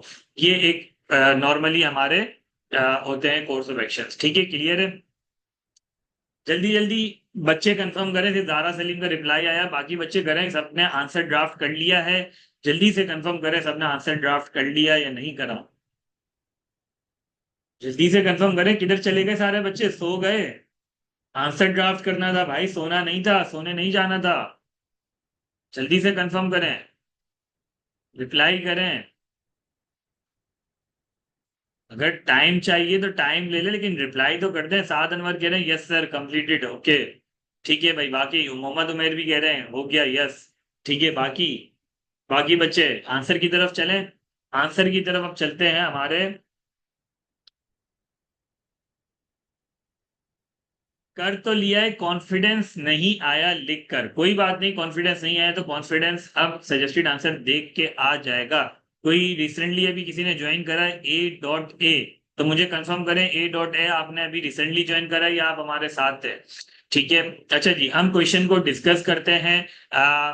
आई Farhan, I have identified the following major issues. अच्छा, एक चीज हमेशा याद रखें कि आंसर जब भी ड्राफ्ट करें ना, तो जिस तरीके का सिनेरियो उसने बना के दिया उसी सिनेरियो में रहते हुए आंसर करना है।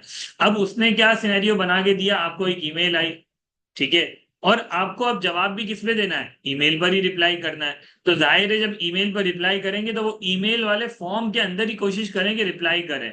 ठीक है, जैसे ईमेल को हम ड्राफ्ट करते हैं ना, कैसे लिखते हैं, हाय, ठीक है, फिर इसके बाद आप ये भी ऐड कर सकते हैं, hope you are doing well. तो जरा एग्जामिनर को, चेकर को लगे आप उस सिनेरियो में पूरे घुस गए हो। ठीक है ना, आप एक स्टूडेंट और एग्जाम में बैठ के जवाब नहीं दे रहे, मतलब आप पूरे सिनेरियो में घुस के उसको आंसर कर रहे हो। ठीक है ना, इधर में जैसे अगर टाइम है तो ठीक है ना, उसमें थोड़ा सा आप ये भी ऐड कर सकते हैं, hope you are doing well, बिल्कुल ईमेल फॉर्म में लगे कि आप उस सवाल में पूरा घुसे हुए हो। ठीक है, और आपने अपने आप को अज्यूम कर लिया है कि भाई आप एक एथिक्स पार्टनर हो। ठीक है, तो बिल्कुल उसी फॉर्म में आपने आंसर करना है। आई हैव आइडेंटिफाइड। अच्छा, नीचे में और भी चीजें इसमें डाल सकता था, वो मैंने डालना भूल गया। आखिरी में आप लिखो कि भाई थैंक्स एंड रिगार्ड्स। ठीक है ना, फुल ईमेल फॉर्म में आपने रहना है। ठीक है, आपने इधर नाम लिख दिया, कोड ऑफ एथिक्स पार्टनर नाम मेंशन नहीं है तो आपने इधर ये लिख दिया। ठीक है। अच्छा जी, पढ़ते हैं आंसर को। पढ़ते हैं, I have identified the following major issues with STL interest in our services. जो जो इश्यू हमने आइडेंटिफाई करे वो सबसे पहले तो लिख लें। Providing non assurance service to an audit client, non assurance service आप दे रहे हो। ठीक है, फिर आप fee offered by the client, आपने फी ऑफर करी क्लाइंट को, जो कंबाइंड फी है, ठीक है, वो आपने बताया, उस पर आप मजीद डिटेल में आप अंदर बात करोगे। ठीक है, फिर आपने बताया financial position of the client, वो आपने लिख दिया। ठीक है, वो हम डिटेल में फिर आगे बात करेंगे कि क्या मसला क्या है। ठीक है, each of the above issues is explained in detail as follow. The provision of non assurance services to an audit client. Issue क्या है, इश्यू ये कि STL want us to provide consultancy services related to marketing and sales with the audit services. वो बोल रहे हैं कि भाई ऑडिट भी दो, साथ में आप ये सर्विसेज भी प्रोवाइड करो। ठीक है, अब हमने लिखा thread and principles. As per code of ethics, providing non-assurance services to an audit client might create a self-interest and self-review threat, which may compromise the fundamental principle of objectivity. क्या ये वाली चीज सबने लिख ली थी properly?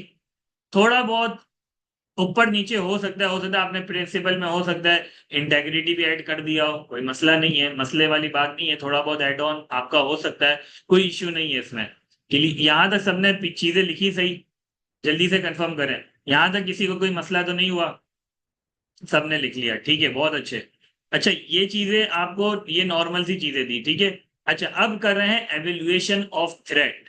As per code of ethics, factors that are relevant in evaluating the level of threats created by providing a non-assurance services to an audit client include। अच्छा, ये line क्या बच्चों ने लिखी? ये line exact code of ethics से मैंने छापी है, मैं अपने घर से ये वाली लाइन नहीं लाया। ठीक है ना, ये लाइन मैंने एग्जैक्ट कोड ऑफ एथिक्स से छापी है फैक्टर्स एवेल्युएट करने की।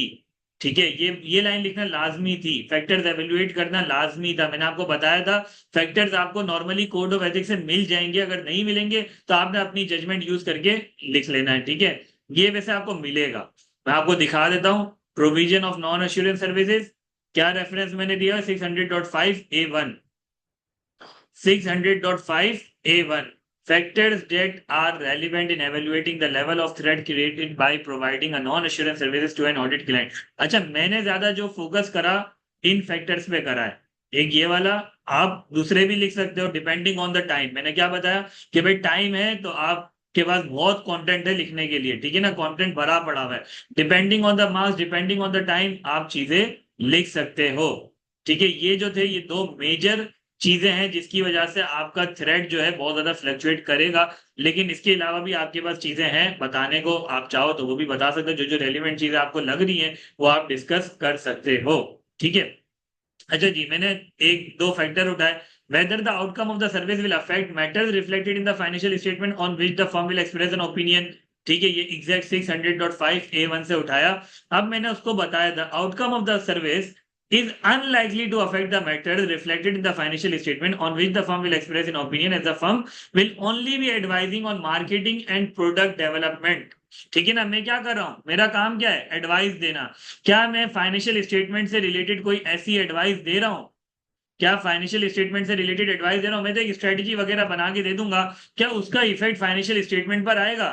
कोई खास स्टेटमेंट, कोई खास इफेक्ट तो नहीं आएगा। बात समझ में आ रही है सबको? उस सर्विस से कोई फाइनेंशियल स्टेटमेंट पर इफेक्ट आएगा? कोई इफेक्ट नहीं आएगा। तो मैंने उसको कंक्लूड करा, the outcome of the service is unlikely to affect the matters reflected in the financial statement on which the firm will express an opinion, as the firm will only be advising on marketing and product development. दूसरा factor मैंने उठाया, the nature. अब ये भी कहां से उठा रहा हूं, यहां से, the nature and extent of the impact of the service if any on the system that generate information that form significant part of the client. क्या सिस्टम पे जहां से इंफॉर्मेशन जनरेट हो रही है, मतलब कि अगर आप सैप यूज कर रहे हैं क्लाइंट, अगर आप क्विक बुक्स यूज कर रहे हैं, तो वो सिस्टम से जो इंफॉर्मेशन जनरेट हो रही है, क्या उस सिस्टम से रिलेटेड मैं कोई एडवाइस या फिर सिस्टम से रिलेटेड कोई सर्विसेज दे रहा हूं? मैं तो कोई ऐसी सर्विस नहीं दे रहा। It does not have any effect on the system that generate information for the preparation of the financial information. ठीक है। अच्छा, दूसरी चीज, अब एक और चीज सुने एडिशनली। अच्छा, अब एक और पॉइंट मैंने निकाला है यहां से, 600 डॉट क्या क्या है, 600.7 A4। ठीक है, ये वाला point, providing advice and recommendation to assist the management in discharging its responsibilities is not assuming a management responsibility. Providing advice and recommendation to assist the management of an audit client in discharging its responsibilities is not assuming a management responsibility. मैंने एक और बात लिखी है, additionally as per code of ethics, providing advice and recommendation to ethics management to an audit client in discharging its responsibility does not equate to assume a management responsibility। अच्छा, अब मैं क्या कर रहा हूँ, ये कंक्लूजन है, ये मेरा क्या है, कंक्लूजन है। ठीक है, इसको मैं अलग से हेडिंग डाल के भी लिख सकता हूं। ठीक है, based on the above assessment, providing consultancy services as described above does not create a significant threat that will compromise the objectivity. बात समझ में आ रही है किस तरीके से ड्राफ्टिंग करनी चाहिए? ऐसी ड्राफ्टिंग अगर करेंगे, मुझे खुद अपने दिल पे हाथ रख के बताएं कौन एग्जामिनर होगा जो आपको मार्क्स नहीं देगा। दिल पे हाथ रखें अपने और खुद बताएं क्या कौन एग्जामिनर होगा जो आपको मार्क्स नहीं देगा। समझ में आ रही है चीजें, किस तरीके से ड्राफ्टिंग करनी चाहिए? क्या ऐसी ड्राफ्टिंग आप लोगों ने करी? एग्जाम में कैसे पता चलेगा कि which paras are important and should be mentioned in answer paper? देखिए, नॉन एश्योरेंस सर्विसेज आप दे रहे हैं, नॉन एश्योरेंस सर्विसेज का सबसे बड़ा मसला क्या होता है कि भाई मैनेजमेंट की रिस्पॉन्सिबिलिटी अज्यूम करना आपको मना होता है, मैनेजमेंट से रिलेटेड अज्यूम नहीं करनी होती। ठीक है ना, ये पहले ही लिखी हुई होती है आपको कि मैनेजमेंट रिस्पॉन्सिबिलिटी अज्यूम नहीं करनी। अगर तो आप मैनेजमेंट रिस्पॉन्सिबिलिटी अज्यूम करोगे नॉन एश्योरेंस, ये बेसिक प्रिंसिपल है। ठीक है ना, ये नॉन एश्योरेंस सर्विसेज का बेसिक प्रिंसिपल है कि आपको मैनेजमेंट रिस्पॉन्सिबिलिटी अज्यूम नहीं करनी होती। अगर तो मैनेजमेंट रिस्पॉन्सिबिलिटी अज्यूम हो रही है तो वो आप क्लाइंट नहीं लोगे। ठीक है ना, वो नॉन एश्योरेंस सर्विसेज आप नहीं परफॉर्म करोगे। ठीक है, यहां तक क्लियर है सबको? तो आपने आपने देखा कि इधर एडवाइस देना है। ठीक है, एडवाइस दे रहे हैं। अब आपकी कोड ऑफ एथिक्स आपने इतना पढ़ा हुआ होना चाहिए, सही से पढ़ा हुआ होना चाहिए कि आपको पता हो कि कौन सा पैरा मुझे पिक करना है। आपने फौरन आइडेंटिफाई, अगर आपने सही से सारे पैरा पढ़े हैं तो आप फौरन ये वाली लाइन पिक कर लेंगे कि भाई इधर ये लाइन लिखी हुई है कि एडवाइस और रिकमेंडेशन जो है ये मैनेजमेंट रिस्पॉन्सिबिलिटी अज्यूम नहीं करता। ठीक है, और आपने फैक्टर्स में से उठा लिया कि भाई ये दो इंपॉर्टेंट चीजें। ठीक है ना, बाकी लीगल एंड रेगुलेटरी इन्वायरमेंट इतनी इंफॉर्मेशन नहीं है कि मैं लीगल और रेगुलेटरी इन्वायरमेंट पे बात करूं। ठीक है, और इतनी इंफॉर्मेशन नहीं है कि मैं लेवल ऑफ एक्सपर्टीज के मैनेजमेंट और एम्प्लॉयज की लेवल ऑफ एक्सपर्टीज पे बात करूं। बात समझ में आ रही है कि इंफॉर्मेशन ही मेरे पास नहीं है ना इन चीजों पे बात करने की, तो मैं बात कर भी नहीं सकता इन चीजों पर। क्लियर है? तो जो जो इंफॉर्मेशन मेरे पास है मैं उसके ऊपर बात कर सकता हूं, तो मैंने बात कर ली जो इंपॉर्टेंट चीजें थी। क्लियर है सबको? सबको क्लियर है यहां तक?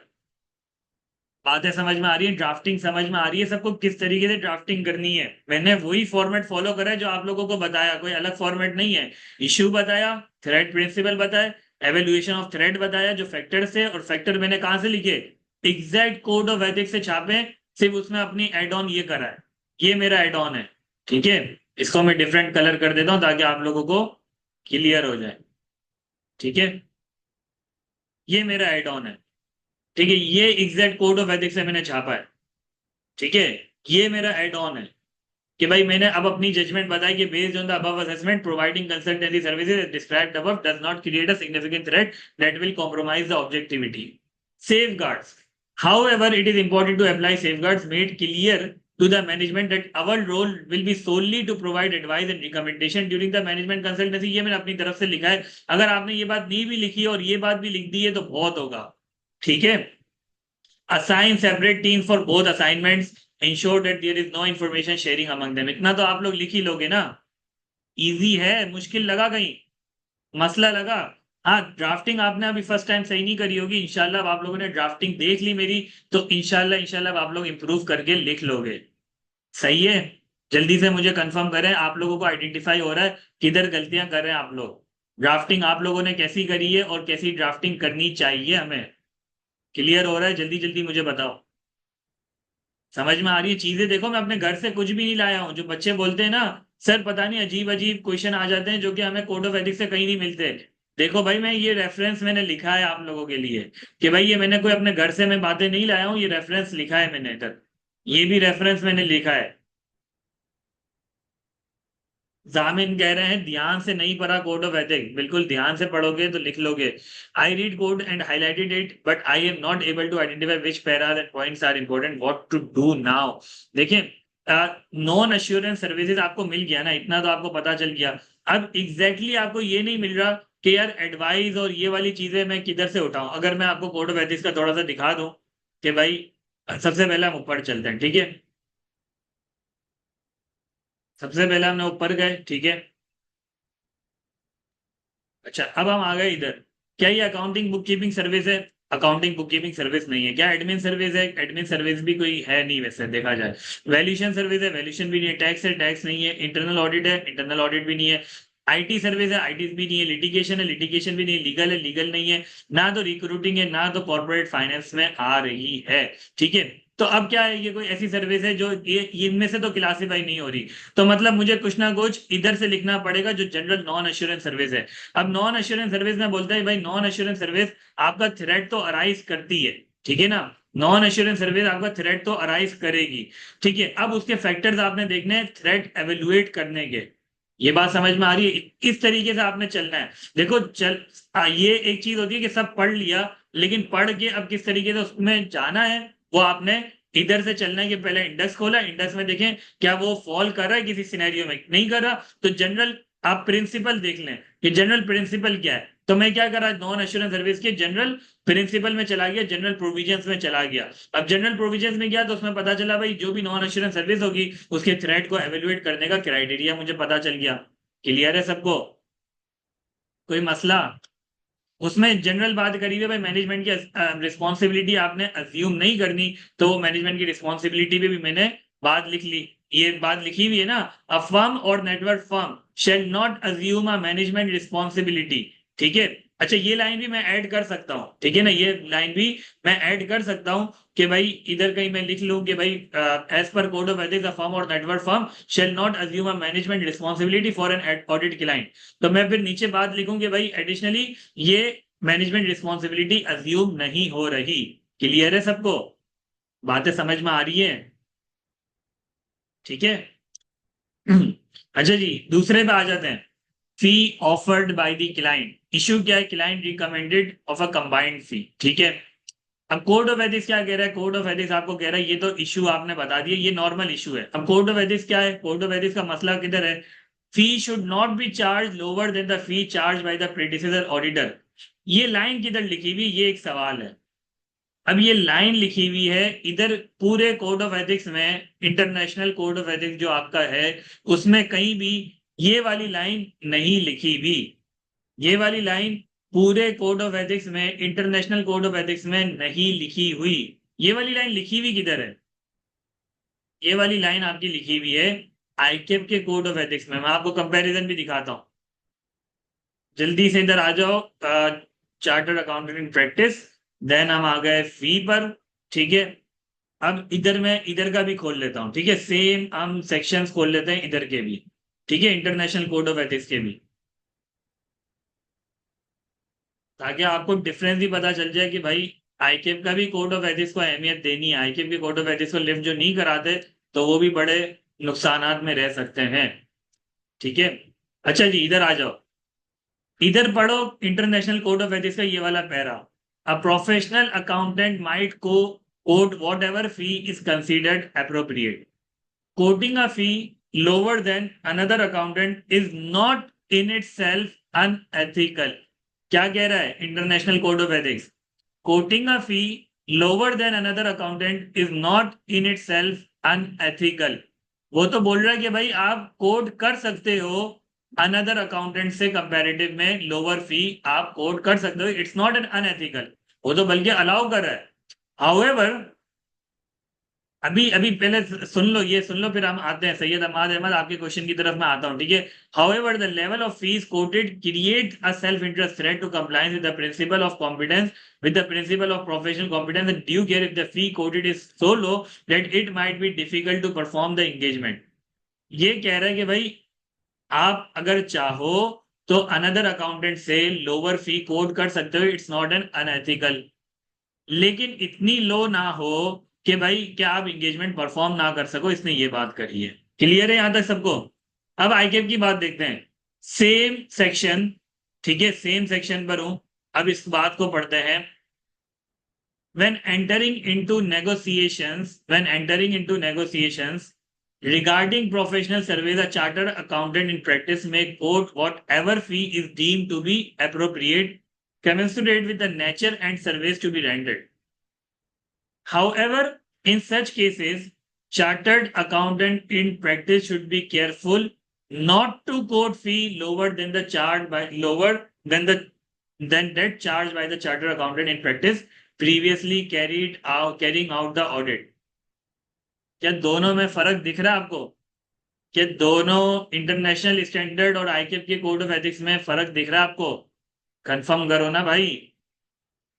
तो ये वाली बात मैं कहां से लाया हूं? ये वाली बात इंटरनेशनल कोड ऑफ एथिक्स में नहीं है। ये वाली बात मैं कहां से लाया?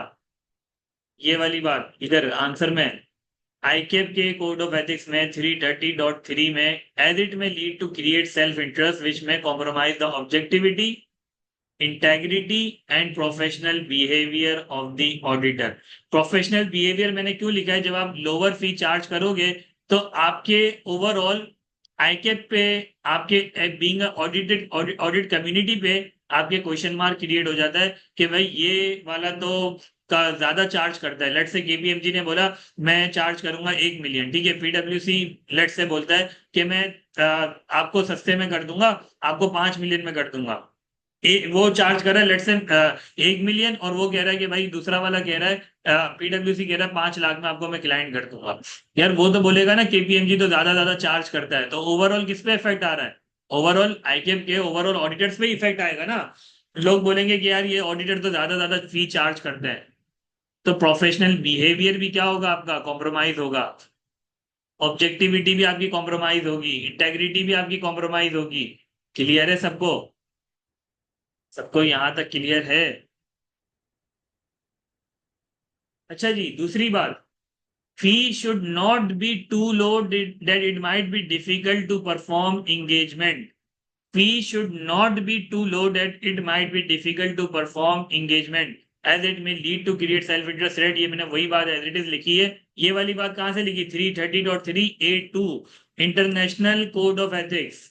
International code of ethics that it not should not be too low that it might be difficult to perform the engagement. ठीक है, फिर मैंने क्या बात लिखी? Consultancy services fee should not be significantly greater than the fee for the audit services that it may create intimidation and self interest. अच्छा, ये वाली बात जो है ना, ये वाली बात कहीं भी नहीं लिखी हुई कोड ऑफ एथिक्स में। ये वाली बात कहीं भी नहीं लिखी हुई, लेकिन ये एक जनरल पॉइंट है जिससे इंटरेस्ट क्रिएट होगा, जिससे थ्रेट आएगा, जिससे प्रिंसिपल कॉम्प्रोमाइज होगा। ये वाली बात कहीं भी नहीं लिखी हुई। अगर मैं आपको ले जाऊं आईकेएफ के कोड ऑफ एथिक्स में, ये वाले कोड ऑफ एथिक्स में इंटरनेशनल में भी देख लो, कहीं भी देख लो, ये वाली बात आपको कहीं भी नहीं मिलेगी कि नॉन एश्योरेंस सर्विस और उसका दोनों का आपको देखना चाहिए। अगर मैं यहां जाऊं और ये फीस में जाऊं, वो आपको बोलते हैं ओवरऑल फर्म लेवल पर कि आपकी इतनी ज्यादा फीस ना हो। ये जो बात लिखी हुई है ना, ये बोलते हैं ओवरऑल फर्म लेवल पर कि आपकी किसी क्लाइंट से इतनी ज्यादा फीस ना हो कि आपकी इंडिपेंडेंस कॉम्प्रोमाइज हो जाए, फर्म की ऑब्जेक्टिविटी कॉम्प्रोमाइज होनी शुरू हो जाए, कि फर्म बोले कि यार खुदा ना खास्ते ये क्लाइंट मेरे पास से गया तो मैं तो सड़क पे आ जाऊंगी। ठीक है ना, तो उसकी क्या होगी, उसकी ऑब्जेक्टिविटी कॉम्प्रोमाइज होने शुरू हो जाएगी। तो ये फर्म लेवल पे बात है। फिर इसने एक और बात करी है पार्टनर लेवल पर भी, कि किसी पार्टनर के जो आपका पोर्टफोलियो है, और पोर्टफोलियो में किसी क्लाइंट की इतनी ज्यादा फी नहीं होनी चाहिए कि आपकी अल्टीमेटली ऑब्जेक्टिविटी कॉम्प्रोमाइज हो जाए। तो इधर जो बात करी गई है वो फर्म लेवल पर और पार्टनर लेवल पर करी गई है। ये बात समझ में आ रही है। लेकिन ये वाली बात नहीं करी गई कि यार अगर तो आपकी नॉन एश्योरेंस सर्विस की फी इतनी ज्यादा हो और ऑडिट फी कम हो, तो आपका थ्रेट अराइज हो जाएगा और प्रिंसिपल कॉम्प्रोमाइज होगा। आप खुद सोचें कि भाई मेरे पास एक क्लाइंट है, ठीक है, और वो एक नॉन एश्योरेंस का क्लाइंट है, एक एश्योरेंस, और वो नॉन एश्योरेंस भी सर्विस ले रहा है, मेरे से एश्योरेंस भी ले रहा है। नॉन एश्योरेंस की सर्विस की फी लेट से 2 मिलियन है, ठीक है, और ऑडिट की फी कोई 3 लाख 4 लाख है। तो यार मुझे ये बताओ कि मैं 3 लाख 4 लाख वाली फी में अगर कोई मसला आता है, कोई ऐसे इश्यू आइडेंटिफाई होता है, तो मैं पागल हूं कि यार मैं बोलूंगा अगर इससे मैं पंगा लूंगा क्लाइंट से, तो क्लाइंट तो मेरा जो नॉन एश्योरेंस वाला जो अच्छी खासी फी आ रही है 2 मिलियन की, वो भी चली जाएगी मेरी। तो मेरी क्या होगी, जो सिग्निफिकेंट कंसल्टेंसी सर्विस से फी मिल रही है, मेरी तो वो फी चली जाएगी ना। तो मेरी क्या होगी, इंटरेस्ट आ जाएगा, इंटिमिडेशन भी आ जाएगी। क्लाइंट आपको धमकी देगा, क्लाइंट बोलेगा बेटा अगर तूने मसले पे साइन नहीं करा ना, ये मसले को मान ले जो मैं बता रहा हूँ, इसमें इतना मसले नहीं कर, ठीक है। वो मुझे धमकी देगा, बोलेगा भाई वरना मैं तेरे से नॉन एश्योरेंस सर्विस वाला जो मैं तुझे सर्विस दी हुई है वो मैं तेरे से ले लूंगा, तुझे उसकी फी नहीं दूंगा। तो आपका क्या होगा, इंटिमिडेशन भी आएगा, सेल्फ इंटरेस्ट भी आएगा, अल्टीमेटली आपकी ऑब्जेक्टिविटी और इंटेग्रिटी कॉम्प्रोमाइज हो रही होगी। क्लियर है सबको ये वाली बात, समझ में आ रही है बात। ये मैंने लिखा भी है, general point not explicitly mentioned in code of ethics. सबको समझ में आ रही है बात ये वाली। यस और नो में जवाब दे दो भाई, यस और नो में जवाब दे दो, समझ में आ रही है कि कुछ पॉइंट्स ऐसे हो सकते हैं, कुछ पॉइंट्स ऐसे हो सकते हैं जो आपको कोड ऑफ एथिक्स में एक्सप्लिसिटली ना हो, लेकिन उस चीज से भी आपके कोई ना कोई प्रिंसिपल कॉम्प्रोमाइज हो रहा हो। Sir can you kindly clear difference between international code and ICAP code, like we have single book that is ICAP code, right. Syllabus के अंदर आपके आईकेप का कोड ऑफ एथिक्स ही है, सिलेबस के अंदर आपके आईकेप का कोड ऑफ एथिक्स ही है, ठीक है। क्लियर है सबको, सिलेबस का जो पार्ट है वो आईकेप का कोड ऑफ एथिक्स है, ठीक है। इंटरनेशनल वाला नहीं, इंटरनेशनल वही से अडॉप्ट करा, आईकेप ने वही इंटरनेशनल स्टैंडर्ड से अडॉप्ट करा है। कुछ उसमें ये जो मैंने एक आपको चेंज दिखाया वो उसमें एक चेंज है, ठीक है। एक वन ऑफ द चेंज एक और भी आईकेप के कोड ऑफ एथिक्स में है कि ये वाले जो सेक्शन है मैं आपको दिखा देता हूँ। एक और एक चीज है, ये वाला 370, public notice announcement communication undue publicity be avoided, ये इंटरनेशनल में नहीं है, ठीक है ना। कुछ चीजें आईकेप ने एड ऑन करी हुई है, जैसे कि मैंने आपको एक रिक्वायरमेंट दिखाई, वो एड ऑन थी, ठीक है। 370 इसके अंदर नहीं है इंटरनेशनल में, ठीक है। तो अगर किसी ने इंटरनेशनल कोड ऑफ एथिक्स से पढ़ा है और आईकेप के कोड ऑफ एथिक्स से नहीं पढ़ा हुआ, तो वो काइंडली एटलीस्ट वो एक तो फी वाला एरिया लाजमी देख लेना आईकेप का, ठीक है, और लाजमी 370 वाला एरिया लाजमी देख लेना। सबको क्लियर है, सबको बातें क्लियर है। तो किसी ने इंटरनेशनल कोड ऑफ एथिक्स से पढ़ा है तो घबराने की जरूरत नहीं है। पता चला वो घबरा जाए मेरी वर्कशॉप लेने के बाद, बोले भाई हमने तो पता नहीं क्या पढ़ लिया जो कि कोर्स का पार्ट ही नहीं था, ठीक है। तो वही चीजें हैं, कोई डिफरेंट नहीं है, ठीक है। सिर्फ ये चीज जो मैंने बता दी आपको फी वाली, और एक 370 वाला सेक्शन लाजमी देख लेना आईकेप के कोड ऑफ एथिक्स से। सबको क्लियर है, यस और नो? जी भाई जी क्लियर है, ठीक है। अच्छा जी, एवेल्युएशन ऑफ थ्रेट मैंने बताया, क्योंकि अब कोई फैक्टर्स वगैरह तो मेंशन नहीं है, इससे रिलेटेड कोई फैक्टर्स नहीं है कि फी के ऊपर मैं कोई फैक्टर्स के ऊपर बात करूं। ऑलरेडी मैंने बता दी एग्जैक्ट जो जो चीजें थी, ठीक है। The above threat would be so significant that would require to reduce or eliminate to perform the audit engagement, ठीक है। Code of ethics revised to 2020 applicable मेरे पास आई थिंक 2019 का है, और 2000 आईकेप का 2019 का ये लास्ट जो आया है 2019 से, आई थिंक 2020 नहीं आया, फिर भी मैं फर्दर देख लूंगा। ठीक है, रिवाइज 2019 है और आई थिंक सिलेबस में भी 2019 ही है। ठीक है, मैं फिर भी फर्दर एक दफा देख लूंगा, कोड ऑफ एथिक्स रिवाइज का 2020 है नहीं है मैं देख लूंगा। ठीक है जामिन, क्लियर है? जो मैंने सिलेबस देखा था उसमें 2019 ही लिखा हुआ था, फिर भी मैं फर्दर देख लूंगा, हो सकता है मेरे से मिस्टेक हो गई हो। ठीक है, will be tested in upcoming attempt. देखिए ज़ारा, आप जो पूछ रही है ना कि इंपॉर्टेंट टॉपिक कौन सा, देखिए कोड ऑफ एथिक्स से मैं बता नहीं सकता कि इंपॉर्टेंट टॉपिक कौन सा है, कुछ भी आ सकता है। ठीक है ना, कहीं से भी पूछ सकते हैं क्योंकि वो मल्टीपल सिनेरियोस कवर कर रहा है। ठीक है, जैसे फी भी कवर करा हुआ है विंटर 23 में। ठीक है, फिर इसके अलावा आपका नॉन एश्योरेंस सर्विस भी कवर करा हुआ है, और इसके अलावा अगर देखा जाए तो उसने ये मैनेजमेंट इंटेग्रिटी वाला भी पार्ट कवर करा है, तो कहीं से भी वो कुछ भी पूछ सकता है। ठीक है ना, तो हम इसमें अगर इंपॉर्टेंट पर जाएंगे तो हम कहीं ना कहीं फिर हो सकता है कुछ अलग आ जाए, तो वहां फंस जाएंगे। ठीक है, तो इंपॉर्टेंट हमें नहीं रखना, पूरा कोड ऑफ एथिक्स हमारे लिए इंपॉर्टेंट है। ठीक है, अच्छा जी, मैंने क्योंकि जाहिर है जो रिक्वायरमेंट थी बहुत ज्यादा स्ट्रांग थी। ठीक है ना, कि भाई आपको लोअर फी चार्ज करनी है प्रीडिसेसर ऑडिटर से, ये लाजमी है, मैंडेटरी रिक्वायरमेंट है। और आपको ये भी बोला गया कि भाई इतनी ज्यादा कम ना हो और ये सिग्निफिकेंट ना हो। तो ओवरऑल अगर मैं देख रहा हूं तो भाई थ्रेड जो है बहुत ज्यादा सिग्निफिकेंट है। ठीक है, जो ओवरऑल थ्रेड है वो बहुत ज्यादा सिग्निफिकेंट है। अच्छा, इसके अंदर मैं एक बात एड ऑन इधर कर सकता हूं कि भाई के देयर फॉर, इधर एक बात मैं ऐड ऑन कर सकता हूं कि therefore audit fee should be separated from management from overall fee, तो we can assess the above requirements. ठीक है, क्लियर है? तो मैंने ये भी बात लिख ली कि भाई ये इस वजह से ऑडिट फी का क्या होना चाहिए, मैंने इश्यू में लिखा था कंबाइंड फी है, तो मैंने इधर लिख लिया कि भाई ये रिक्वायरमेंट्स है कोड ऑफ एथिक्स की, इस वजह से ऑडिट फी क्या होनी चाहिए, सेपरेट होनी चाहिए from overall fee, so we can assess the above requirements. Clear है सबको?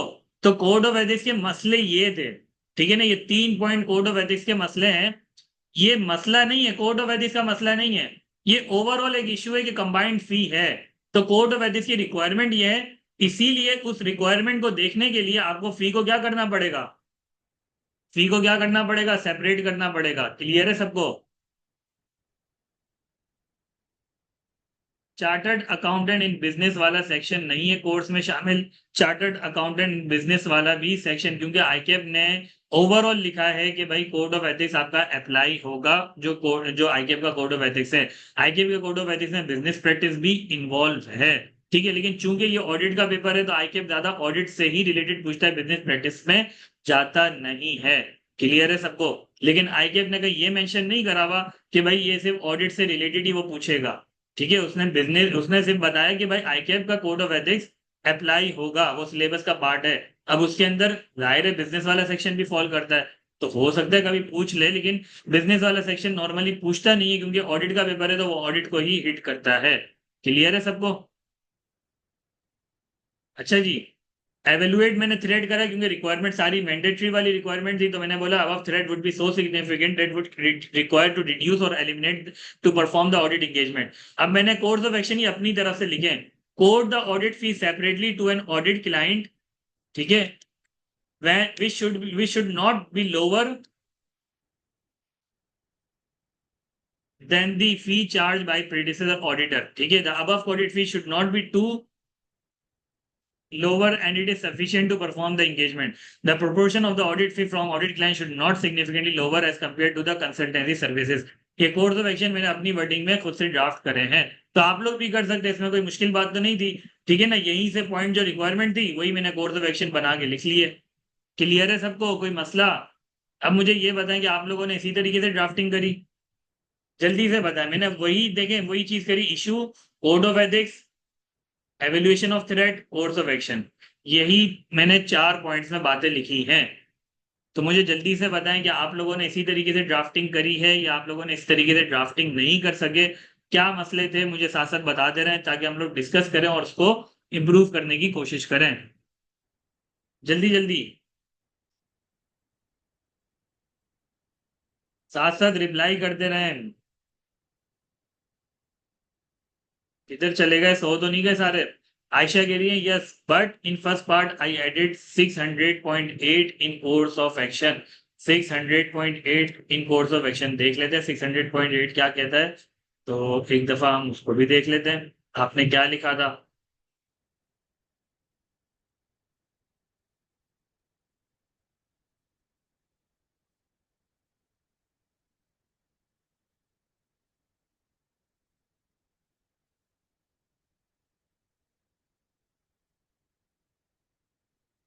ठीक है, आपने सही लिखा, बिल्कुल सही लिखा, ये भी आप बिल्कुल लिख सकती थी। ठीक है ना, ये भी आपने चीजें लिखी आयशा, कोई मसले वाली बात नहीं है, ये भी आपने लिखी, ये भी सफिशिएंट है, ये भी आपने अच्छे पॉइंट्स लिखे हैं। ठीक है, कोई मसला नहीं है इसमें। ठीक है, बाकी बाकी बच्चे बताएं, देखिए साथ साथ पार्टिसिपेट करेंगे तो पता चलेगा। जिस तरीके से आयशा ने बताया कि 600.8 मैंने लिखा था, तो कोई अच्छी बात है, ये भी आपने पॉइंट लिखे तो अच्छी बात है, कोई मसला नहीं है। और बताएं, जल्दी जल्दी बताएं, जल्दी जल्दी और लोग पार्टिसिपेट करें, बताएं भाई कोई गलती करी तो वो भी डिस्कस करें, ताकि दूसरों को भी पता चले, वो गलती अवॉइड करें दूसरे लोग। और अगर जो चीज करी है मेरे से डिफरेंट है, तो वो भी हम देख लेंगे कि भाई आपने वो सही चीज लिखी थी या गलत चीज लिखी थी। जल्दी जल्दी पार्टिसिपेट करें, सारे बच्चे बताएं भाई। और लोग किधर गए? भाई बच्चे चले तो नहीं गए, पार्टिसिपेंट्स आ रहे थे सारे, बाकी बच्चे किधर चले गए? साथ साथ बताते रहें, कोई कोई मसला करा, कुछ भी करा तो बताते रहें, ताकि हमें पता चले। कोई अगर मैच नहीं करा आपका आंसर, कहीं मसला आ रहा है, आपको कंफ्यूजन आ रही है, साथ साथ डिस्कस करते रहें, ताकि हम लोग उसको क्लियर करें। किसी को कोई मसला नहीं आ रहा? आगे चलें। अहमद अहमद कह रहे हैं सर, मैनेजमेंट रिस्पॉन्सिबिलिटी अज्यूम करने की वजह से self review, self interest, advocacy thread, familiarity thread create हो जाता है, ये मैंने लिखा है। मैनेजमेंट रिस्पॉन्सिबिलिटी अज्यूम करने की वजह से, तो पहले तो आपने ये बताना था ना कि मैनेजमेंट रिस्पॉन्सिबिलिटी अज्यूम हो भी रही है या नहीं हो रही। ठीक है, पहले तो आपने ये बताना है कि मैनेजमेंट रिस्पॉन्सिबिलिटी इस केस में अज्यूम हो भी रही है नहीं हो रही। तो ये तो हमने लिख लिया ना कि मैनेजमेंट रिस्पॉन्सिबिलिटी अज्यूम नहीं हो रही। ठीक है, मैनेजमेंट एक तो जनरल आप बता दो थ्रेड क्या होगा अगर तो नॉन एश्योरेंस सर्विस है। ठीक है, मैनेजमेंट रिस्पॉन्सिबिलिटी अज्यूम का तो बाद में पता चलेगा ना कि मैनेजमेंट रिस्पॉन्सिबिलिटी अज्यूम कर रहे हो या नहीं कर रहे। ठीक है, जामिन कह रहे हैं if evaluation is not quite good but safeguards are mention correctly, marks मिलेंगे।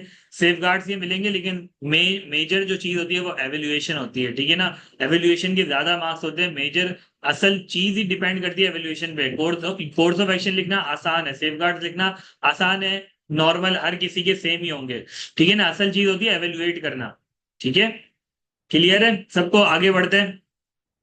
लास्ट वाला पार्ट पढ़ते हैं। ठीक है, financial position of the client financial position appears unstable, STL has incurred losses for the last 4 years. Furthermore, they have defaulted on loan payments and are currently negotiating with the bank to restructure its liabilities. Clients with unsound financial positions present significantly higher risk for several reasons. One key reason is that their management uh, team under considerable pressure may be susceptible to unethical conduct or even outright fraud। ठीक है, अच्छा ये तो एक normal issue है। ठीक है ना, कोड ऑफ एथिक्स का मसला आगे बता रहा हूं मैं। Threats to compliance with the principle of integrity और professional behaviour might be created, for example from questionable issues associated with the client.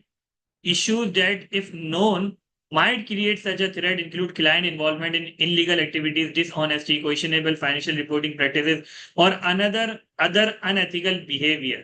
ठीक है ना, इधर थ्रेट क्या है कि भाई अगर तो मुझे पता चल जाता है, issues that if known might create a threat, अगर तो मुझे ये इश्यूज पता चल जाते हैं कि क्लाइंट इलीगल एक्टिविटी में है, डिसऑनेस्टी में है, कोई कोई रिपोर्टिंग प्रैक्टिस उनकी सही नहीं है, और फिर भी मैं उनका ऑडिट कर रहा हूं और उस रिपोर्ट को क्लीन ओपिनियन दे देता हूं, तो मेरा मसला क्या आएगा? इंटेग्रिटी का मसला आएगा, प्रोफेशनल बिहेवियर का मसला आएगा। ये बात समझ में आ रही है? जल्दी जल्दी बताओ, ये बातें समझ में आ रही है? इसके अलावा मैं उनको मैनेजमेंट कंसल्टेंसी सर्विसेज भी दे रहा हूँ, तो जाहिर है अगर मैं उनके साथ एसोसिएट होऊंगा इन चीजों में, तो साथ में लोग क्या बोलेंगे, भाई ये तो क्लाइंट तो धोखेबाज था, क्लाइंट तो ऐसा था, लेकिन साथ साथ ये ऑडिटर भी इनके साथ थे। तो ओवरऑल क्या होगा, प्रोफेशनल बिहेवियर का मसला आएगा, मेरे जो इंस्टीट्यूट है, मेरी जो ऑडिट की कम्युनिटी है, उससे भी क्वेश्चन मार्क अराइज होगा। सबको क्लियर है? अच्छा, ये बात मैंने कोई अपने पास से नहीं लिखी, ये बात कोई मैंने अपने पास से नहीं लिखी, ये एग्जैक्ट मैंने वर्डिंग लिखी है कोड ऑफ एथिक्स की 320.3। जल्दी से आ जाओ। क्या आप लोगों ने सेम चीज आइडेंटिफाई करी थी? क्या आप लोगों ने सेक्शन आइडेंटिफाई कर लिया था ये वाला? जल्दी जल्दी मुझे बताओ कि आप लोगों ने सेक्शन आइडेंटिफाई कर लिया था? नहीं, सबा कह रही है नहीं। ठीक है, और बच्चे बताओ भाई। 320.3 एग्जैक्ट मैंने यहां से छापा है, एग्जैक्ट। कोई मैंने अपने पास से नहीं लिखा, अपने पास से मैंने नहीं लिखा। जो बच्चे बोलते ना भाई कोड ऑफ एथिक्स से चीजें नहीं मिलती, मिल रही हैं भाई, मिल रही हैं। मैंने पूरा क्वेश्चन में ऑलमोस्ट जितनी बातें हैं वो मैंने सारी की सारी आपके सामने विद रेफरेंस मैंने चीजें लिखी हुई है कि भाई मुझे कोड ऑफ एथिक्स से ही मैंने छापा है। मैंने कोई अपने पास से नहीं लिखा, कोड ऑफ एथिक्स से एग्जैक्ट छापा है, डिट्टो, कॉपी पेस्ट। ठीक है ना, कोई चेंजेस नहीं करी इसके अंदर, इस पैरा के अंदर मैंने लिटरली कोई चेंज नहीं करा। मुझे बताओ कि अगर आप लोग तमीज से, अगर आप लोग हेडिंग के साथ प्रॉपरली चीजें लिखोगे तो क्या आपको आईकेएफ मार्क्स नहीं देगा? खुद बताओ, अपने दिल पे हाथ रखो, अगर ऐसी ड्राफ्टिंग करके आओगे तो क्या आईकेएफ आपको मार्क्स नहीं देगा? देखो, ऊपर नीचे होना मसला नहीं है। किसी ने 600.8 वाला पैरा लिख लिया, ठीक है, कोई मसला नहीं है। थोड़ा बहुत ऊपर नीचे लिखा, मसला नहीं है। लेकिन ड्राफ्टिंग का पैटर्न अगर आप लोगों ने सही लिखा है और रेलिवेंट चीजें लिखी हैं तो आप लोगों को मार्क्स मिल जाएंगे। ठीक है, समझ में आ रही है बातें? जल्दी जल्दी बताओ ना भाई, बातें समझ में आ रही है? आगे आ जाते हैं, अब आगे आ जाते हैं। ये कोर्स ऑफ एक्शन भी इसका, एवोल्यूशन ऑफ थ्रेट, मैंने क्या बोला? The above threat is significant that would be required to reduce it by performing below mentioned actions. ठीक है ना, मैंने एवोल्यूट ही बता दिया क्योंकि जाहिर है मैं ऐसा क्लाइंट एक्सेप्ट कर रहा हूं जिसकी जिसकी इंटेग्रिटी पे, मैनेजमेंट की इंटेग्रिटी पे डाउट है, तो यार ये सिग्निफिकेंट मसला है। ठीक है ना, तो कोर्स ऑफ एक्शन क्या होने चाहिए? कोर्स ऑफ एक्शन मैंने बोला कि भाई obtain knowledge and understanding of the client, its owners, management and those charged with governance and business activities। ये वाली लाइन कहां से लिख रहा हूं? एग्जैक्ट यहां से छापी है मैंने, 320.3A2, 320.3A2। ठीक है, फिर इसके अलावा ये भी वही है, 320.3A2। ठीक है, 20.3A2। ठीक है, ये मैंने एग्जैक्ट यहां से छापी है। Obtain knowledge and understanding of the client, it's honoured, management and those charge governance and business activities. ठीक है, मैंने क्या करा, नॉलेज ऑब्टेन करनी है मुझे।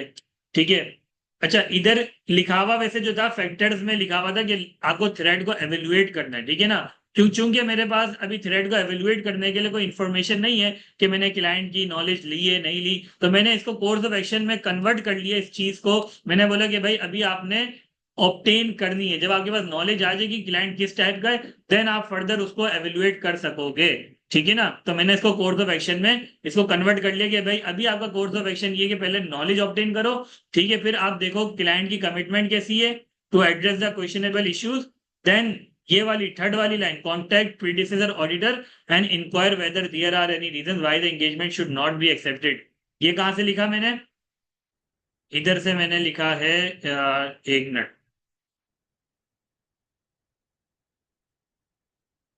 ये रहा। A factor that is relevant in evaluating the level of such a threat is that tenders that before accepting the engagement, contact with the existing or predecessor auditor will be requested. The contact gives the proposed accountant the opportunity to inquire whether there are any reasons why the engagement should not be accepted।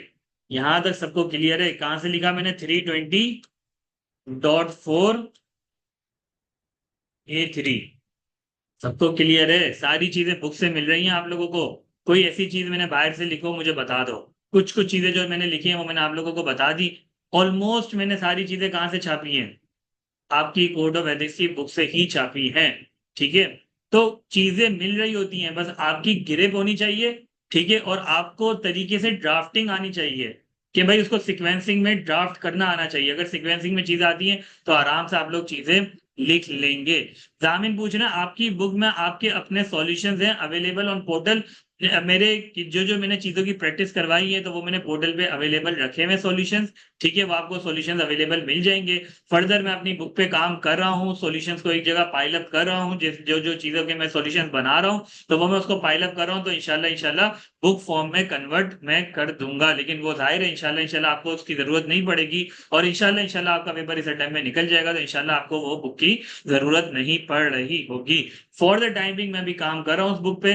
ठीक है, और फिलहाल जो जो question है मैंने practice करवाई है तो वो मेरे अवेलेबल है सॉल्यूशन ऑन पोर्टल। ठीक है, तो वो आप लोग पोर्टल का एक्सेस रिक्वेस्ट कर लेना, वो फॉर्म फिल करके, तो इंशाल्लाह आपको पोर्टल का एक्सेस मिल जाएगा। क्लियर है सब बच्चों को? कोई मसला जल्दी से मुझे कंफर्म करो, मसला आया किसी को? समझ में आ रही है ड्राफ्टिंग? समझ में आ रही है? ड्राफ्टिंग समझ में आ रही है? फायदा हो रहा है? तुषार कह रहे हैं प्लीज आजकल ये फाइल वाली फाइल भेज देना ग्रुप पे। बिल्कुल मैं इंशाल्लाह भेज दूंगा। हमाद अहमद मॉक कब होंगे? मैं मॉक पे काम कर रहा हूँ, आप लोगों की इंशाल्लाह वर्कशॉप हो जाएगी तो फिर इंशाल्लाह मॉक पे काम करूंगा और मॉक की डेट अनाउंस कर दूंगा। ठीक है, क्लियर है? सबको क्लियर है? कोड ऑफ एथिक्स क्लियर है? कोई मसला किसी को? एक और क्वेश्चन हम करेंगे वॉल्यूम 2 से जल्दी से। अगर किसी को नमाज का ब्रेक चाहिए तो वो नमाज का ब्रेक ले लेते हैं, फिर इसके बाद एक वॉल्यूम 2 का एक क्वेश्चन करके फिर वाइंड अप कर देंगे। क्लियर है? वो नमाज का ब्रेक चाहिए जल्दी से? नमाज का ब्रेक अभी चाहिए या 5-10 मिनट बाद चाहिए? जल्दी से मुझे कंफर्म करें, अभी चाहिए या थोड़ी थोड़ी देर बाद चाहिए, 5-10 मिनट बाद चाहिए? 4:30? ठीक है, क्वेश्चन रीड कर लेते हैं, क्वेश्चन रीड कर लेते हैं, देन नमाज का ब्रेक भी ले लेते हैं। ठीक है, नमाज पढ़े देन इसके बाद आप लोग क्वेश्चन सॉल्व करें। चले अभी दे देता हूँ, ठीक है अभी दे देता हूँ, नमाज पढ़ लें, देन इसके बाद क्वेश्चन हम रीड करके देन एक साथ ही वन गो में कर रहे होंगे। ठीक है, तो अपना अभी नमाज के लिए चले जाएं आप लोग। और मैंने इसको ऑन ही रखा हुआ है, मैं रिकॉर्डिंग पॉज कर रहा हूँ। ठीक है, आप लोग नमाज पढ़ के सुकून से आ जाए। नमाज का हम ब्रेक ले लेते हैं 15 मिनट का। ठीक है, 15 मिनट का ब्रेक इनफ है? जल्दी से कंफर्म करें, 15 मिनट का ब्रेक इनफ है?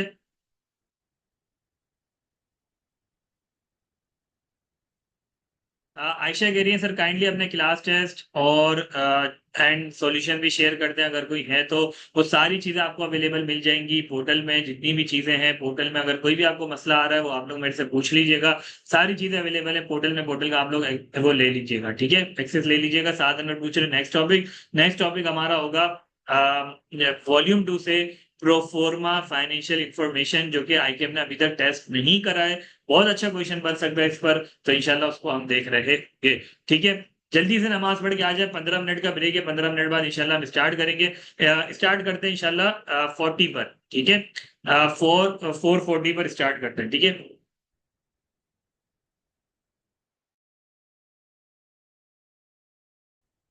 चलिए जल्दी से क्वेश्चन रीड करते हैं, फिर आप लोगों को मैं टाइम दूंगा इसको सॉल्व करने का। ठीक है, 15 मिनट्स आपके पास टाइम होगा इसको सॉल्व करने का। जल्दी से क्वेश्चन देखते हैं प्रोफॉर्मा फाइनेंशियल इंफॉर्मेशन का वॉल्यूम 2 से। ठीक है, you are an engagement partner at an audit firm engage by Alpha Limited to provide assurance on proforma financial information included in the company's prospectus. Alpha Limited is planning to acquire Beta Limited, and the pro forma financial statement have been prepared to show how the financial position would look if the acquisition had been made at the beginning of the year. Below are the key figures from Alpha Limited and Beta Limited audited financial statement for the year ended December 31st to 2023. Alpha limited के कुछ number आ रहे हैं actual, beta limited के कुछ actual number आ रहे हैं, और इन्होंने प्रोफॉर्मा फाइनेंशियल इंफॉर्मेशन कुछ बनाई है कंबाइन करके। You are asked to perform procedure under ISAE 3420 to provide assurance on this proforma financial information. कुछ रिक्वायरमेंट है, identify the key procedure you would perform to assess whether the compilation of the pro forma financial information has been prepared appropriately. Discuss how you would verify the adjustment made in the pro forma financial information, particularly regarding the combined assets and equity figures, are reasonable based on valid assumptions. What evidence would you seek to ensure the consistency of the applied accounting policies between Alpha Limited and Beta Limited? Explain the potential limitations of providing assurance on pro forma financial information and how these should be communicated in your report. जल्दी से ये question आपने करना है, try करें। अगर आपने पढ़ा हुआ है तो जल्दी से इसको आइजा 3420 को ट्राई करें, अगर नहीं भी पढ़ा हुआ कोशिश करें कुछ ना कुछ करने की। ठीक है, फिर इंशाल्लाह हम इसके सजेस्टेड आंसर को डिस्कस करेंगे। ठीक है, आप लोगों के पास 15 से 20 मिनट आप लोग ले लें। ठीक है, हम स्टार्ट करेंगे इसको 5 बजे। ठीक है,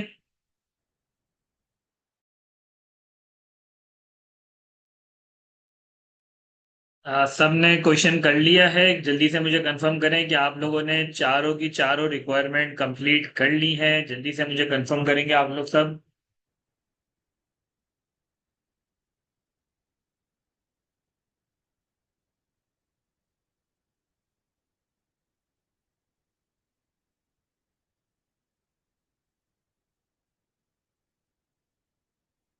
जल्दी से आप लोग मुझे कंफर्म करेंगे, क्या आप लोगों ने सारी चीजें कर ली हैं, रिक्वायरमेंट सारी कंप्लीट हो गई है।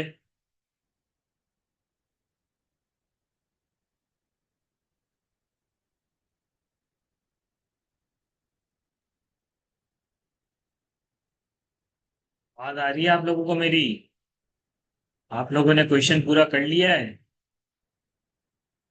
बताएं ना, जवाब दें। आवाज आवाज अगर आप लोगों ने क्वेश्चन पूरा कर लिया तो हम फिर उसके सजेस्टेड आंसर की तरफ जाते हैं। सजेस्टेड आंसर को एक दफा देखते हैं कि क्या चीजें लिखनी चाहिए थी, क्या चीजें नहीं लिखनी चाहिए थी। कर लिया आप लोगों ने? अच्छा जी। पहले तो थोड़ा सा एक है ना, मैं आपको एक प्रोफोर्मा फाइनेंशियल इंफॉर्मेशन की जो जो बातें स्टैंडर्ड में लिखी हुई है वो मैंने एक अपनी जो मैंने चार्ट्स वगैरह बनाए हुए, अपने नोट्स बनाए हुए, तो उसके अंदर मैं एक दफा आपको दिखा देता हूँ, एक क्विक ओवरव्यू। ठीक है। आ, अच्छा जी, एक तो है बात करी हुई determine the suitability of applicable criteria, कि भाई एप्लीकेबल क्राइटेरिया में आप देख रहे होते हैं कि unadjusted financial information from appropriate source अब हुआ है अभी तक। क्या पूछ रहे हैं मोहम्मद उमेर? प्रोफोर्मा एडजस्टमेंट्स भी ये चीजें हो गई। अच्छा जी, आपने सबसे पहले क्या करना होता है, अंडरस्टैंडिंग लेना होती है। जब भी आपके पास प्रोफोर्मा फाइनेंशियल इंफॉर्मेशन का क्लाइंट आता है तो आप सबसे पहले क्या लेते हो, अंडरस्टैंडिंग ऑब्टेन करते हो। ठीक है। अच्छा, मोहम्मद उमेर कह रहे हैं पार्ट ए एंड बी किया है बस, ठीक है, कोई मसला नहीं है इसमें, कोई मसले वाली बात नहीं है। ठीक है। अच्छा जी, उसमें आपने देखना होता है even transaction in respect of which proforma financial is being compiled. किस तरीके से कंपाइल करा गया है, नेचर ऑफ एंटिटी की अंडरस्टैंडिंग लेते हैं, रेलिवेंट इंडस्ट्री की अंडरस्टैंडिंग लेते हैं, एप्लीकेबल फाइनेंशियल रिपोर्टिंग की अंडरस्टैंडिंग अंडरस्टैंडिंग लेते हैं। ठीक है। फिर इसके बाद कुछ बातें करी गई हैं। एक तो बात करी गई है, सबसे पहले आपने एविडेंस इस बात का लेना होता है, appropriateness. Appropriateness of unadjusted financial information. Unadjusted financial information कौन सी है भाई? ये वाली अल्फा लिमिटेड जो एक्चुअल नंबर्स है ना, ये इसकी सोर्स देखनी है कि कहाँ से आपने लिया है, क्या सोर्स एप्रोप्रिएट है, ऑडिटेड है या नहीं है। ठीक है, ये आपने देखना होता है। ठीक है। अच्छा जी, फिर इसके बाद आपने जब ये देख लिया, फिर इसके बाद आपने देखना होता है प्रोफोर्मा एडजस्टमेंट। ये तो था आपका unadjusted financial information. Unadjusted financial information alpha Limited की थी और बीटा लिमिटेड की थी। ठीक है। तो आपने इसको सोर्स, इसकी सोर्स देखनी होती है, क्या वो ऑडिटेड फाइनेंशियल इंफॉर्मेशन है, ऑडिटेड नहीं है, तो वो एक दफा आपने देखना होता है। फिर इसके बाद आपने देखना होता है प्रोफोर्मा एडजस्टमेंट्स। देखें, एक चीज इधर आप देख रहे होंगे कि अगर इसका प्रोफॉर्मा कंबाइंड में देखूं तो 38 मिलियन की फिगर आ रही है। ठीक है। अल्फा लिमिटेड की फिगर है 30 मिलियन, बीटा लिमिटेड की 10 मिलियन है। अगर मैं दोनों को कंबाइन करूं तो फिगर बनती है 40। इसका मतलब ये कि 2 मिलियन की इधर कोई एडजस्टमेंट हुई भी है। तो प्रोफॉर्मा एडजस्टमेंट का आपको क्या करना पड़ता है, प्रोफॉर्मा एडजस्टमेंट के लिए आपने कोई सपोर्टिंग डॉक्यूमेंट लेना पड़ता है। कोई ना कोई सपोर्टिंग डॉक्यूमेंट अगर अगर होगा, कोई ना कोई आपका रीजन होगा, तो आप उसकी बेस पे एडजस्टमेंट अगर रिकॉर्ड कर रहे हो तो वो आपने देखना होता है। ठीक है। फिर इसके बाद आपने ये भी देखना होता है कि वो एडजस्टमेंट कंसिस्टेंट है एप्लीकेबल फाइनेंशियल रिपोर्टिंग फ्रेमवर्क से। ठीक है। वो आपने देखना है। फिर इसके बाद आपने देखना है कि अच्छा, ये तो जब है जब आपके पास अगर तो कोई आपको ये जो फाइनेंशियल इंफॉर्मेशन है, अगर तो वो उसके अंदर मॉडिफाइड ओपिनियन दिया हुआ उसकी ऑडिट रिपोर्ट में, तो उस केस में क्या होगा, वो चीज है। इधर तो वो सिनेरियो हमारा नहीं है फिलहाल। ठीक है। इसके अलावा अगर तो वो सोर्स अप्रोप्रिएट नहीं है, उस केस में हम क्या करेंगे, इसके अलावा obtaining evidence about the calculation with in the proforma financial information. Calculation से रिलेटेड क्या आप काम करोगे, वो आपने देखना है कि कैलकुलेशन सही हुई भी नहीं हुई भी, मतलब 15 + 5 20 है या नहीं है, ये भी आप चेक कर रहे होंगे। कैलकुलेशन सही करी हुई है नहीं करी हुई, वो भी आप देख रहे होंगे। ठीक है। फिर इसके बाद कुछ आ जाता है evaluation the presentation of the proforma financial information. Presentation से रिलेटेड कुछ बात करी गई है कि उसके अंदर आपने एप्लीकेबल फाइनेंशियल रिपोर्टिंग फ्रेमवर्क के हिसाब से प्रेजेंटेशन करी है नहीं करी, सारे डिस्क्लोजर आपने डाले हैं नहीं डाले, वो सारी चीजें आपने बतानी होंगी। ठीक है। ये चीज हो गई। फिर इसके बाद आखिरी में आपके पास आते हैं कुछ रिक्वायरमेंट्स, रिटर्न रिप्रेजेंटेशन से रिलेटेड है। फिर रिपोर्टिंग से रिलेटेड कुछ रिक्वायरमेंट है, मॉडिफाइड ओपिनियन होगा तो क्या होगा, मॉडिफाइड ओपिनियन होगा तो क्या होगा। अच्छा, रिपोर्ट का फॉर्मेट हमें वहां से पता चलेगा जहां डायरेक्ट स्टैंडर्ड से। डायरेक्ट स्टैंडर्ड भी हम एक दफा खोल के देख लेते हैं। आइजा 2022, सॉरी,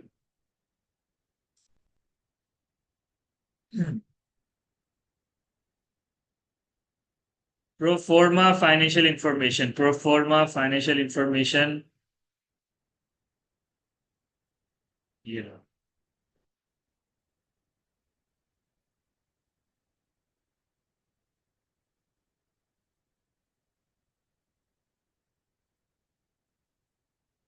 अच्छा जी, रिपोर्ट का हम फॉर्मेट देख लेते हैं। रिपोर्ट ये फॉर्मेट में कुछ बातें हैं जो कि बहुत ज्यादा इंपॉर्टेंट है। प्रैक्टिशनर की रिस्पॉन्सिबिलिटी क्या है? प्रैक्टिशनर की रिस्पॉन्सिबिलिटी है कि भाई our responsibility is to express an opinion about whether proforma financial information has been compiled. हमारा जो रिस्पॉन्सिबिलिटी है वो सिर्फ ये देखना होता है कि proforma financial information compiled proper हुई हुई है एज पर एप्लीकेबल क्राइटेरिया। ये हमारी रिस्पॉन्सिबिलिटी है, ठीक है। अच्छा जी, फिर इसके बाद इसमें एक और बात काम की ये है। अच्छा, इसमें एक और बात ये वाली काम की है कि for the purpose of this engagement we are not responsible for updating or reissuing any reports or opinion on any historical financial information used in compiling the pro फॉर्मा फाइनेंशियल इंफॉर्मेशन। वो बताना ये चाह रहा है इधर, वो बताना ये चाह रहा है कि भाई ये जो अल्फा लिमिटेड की फिगर्स हैं, ये जो बीटा लिमिटेड की फिगर्स हैं, इस पे मैं कोई रिपोर्ट नहीं दे रहा। ठीक है ना, ये बात क्लियर करा अपनी रिपोर्ट के अंदर कि भाई मैं उसके ऊपर कोई री इश्यू रिपोर्ट नहीं करा, उसके ऊपर कोई ओपिनियन नहीं दे रहा। ये आपको क्लियर कर रहा हूं रिपोर्ट के अंदर, ये बात आप क्लियर कर रहे हो, जो कि ये लिमिटेशन का पार्ट है। ये जो हमारी फोर्थ रिक्वायरमेंट थी जिसके अंदर वो पूछ रहा है, what are the potential limitations of providing assurance on pro forma financial information and how these should be communicated in your report। तो ये जो सवाल की रिक्वायरमेंट थी इसका जवाब इधर आपकी रिपोर्ट के अंदर लिखा हुआ है, ठीक है। अच्छा, फिर इसके बाद एक और चीज है कि भाई the purpose of proforma financial information included in prospectus is solely to illustrate the impact of a significant event or transaction on unadjusted financial information of the entity if the event that occurred on the transaction had been undertaken। ये बात लिखी हुई है। Accordingly, we do not provide any assurance that the actual outcome of the event or transaction at would have been as presented। वो ये बात भी clear कर रहा है कि भाई जरूरी नहीं है, ये मैं इस बात की एश्योरेंस आपको नहीं दे रहा कि यार जब वाकई में अगर आप अक्वायर करोगे तो वाकई में आपका जो प्रोफोर्मा नंबर होगा वो 20 मिलियन ही होगा या 38 ही नंबर होगा। हो सकता है डिफरेंट हो सकता है डिफरेंट हो, तो ये बात भी आप ध्यान में रखिएगा, ठीक है। तो इधर ये बात भी बड़ी क्लियर वो कर रहा है। यहां तक सबको क्लियर है? तो मतलब जो लिमिटेशन वाली बातें थी वो सारी की सारी आपको कहां से मिल रही है? वो सारी की सारी आपको मिल रही है आपकी रिपोर्ट से, प्रैक्टिशनर रिस्पॉन्सिबिलिटी वाले पैराग्राफ से। सबको क्लियर है यहां तक? सबको क्लियर है यहाँ तक? जल्दी जल्दी कंफर्म करें। अब जल्दी से इसके हम सॉल्यूशन को डिस्कस करते हैं, सॉल्यूशन को डिस्कस करते हैं। सबसे पहले तो हमें क्या देखना था की procedure to assess the compilation of pro फॉर्मा फाइनेंशियल इंफॉर्मेशन। सबसे पहले आपको क्या लेना था? सबसे पहले आपको अंडरस्टैंडिंग ऑब्टेन करनी थी। अंडरस्टैंडिंग में क्या ऑब्टेन करेंगे? Obtain detail information about the acquisition of Beta Limited by Alpha Limited to understand the purpose of pro फॉर्मा फाइनेंशियल इंफॉर्मेशन। सबसे पहले तो अंडरस्टैंडिंग इस बात की ले लो कि भाई क्यों प्रोफॉर्मा फाइनेंशियल इंफॉर्मेशन बना रहे हो, पर्पस क्या है? पर्पस क्या आपका प्रोफॉर्मा फाइनेंशियल इंफॉर्मेशन बनाने का? बात समझ में आ रही है सबको? पर्पस पहले तो समझ लेना आपको। Ensure the acquisition is significant enough to warrant the proforma adjustments. ठीक है, फिर इसके बाद सोर्स डेटा आपने देखना है। Review the audited financial statement of Alpha Limited and Beta Limited for accuracy and consistency with the figures used in the proforma financial information. Then एक दफा आपने क्या देखना है? ऑडिटेड फाइनेंशियल स्टेटमेंट देखने के भाई ये जो आप बता रहे हो कि अल्फा लिमिटेड की फिगर्स ये 15 मिलियन, तो ऑडिटेड फाइनेंशियल स्टेटमेंट में ये 15 मिलियन ही है। सोर्स सही है इसकी, ऑडिटेड फाइनेंशियल स्टेटमेंट से ही आपने नंबर्स उठाए। ऐसा तो नहीं कहीं और नंबर से कोई और नंबर आपने उठाए हो। तो पहले तो आपने कंपेयर करना है, रिव्यू करना है ऑडिटेड फाइनेंशियल स्टेटमेंट को और कंपेयर करना है इस नंबर को कि 15 मिलियन आपने सही उठाया है या नहीं उठाया। क्लियर है? सबको समझ में आ रही है बातें? जल्दी जल्दी कंफर्म करो ना, समझ में आ रही है? Verified that the pro forma information is based on reliable and appropriately audited financial data from both entities, वही बात है। ठीक है, verification of pro forma adjustment, evaluate the basis and rationale for each adjustment made to reflect the acquisition as if it occurred at the beginning of the period। ठीक है, सबसे जो भी एडजस्टमेंट हो रही है उसकी बेसिस क्या है, किस बेसिस पे आप ये एडजस्टमेंट रिकॉर्ड कर रहे हो और उसका रेशनल क्या है, ये आपने समझना होगा।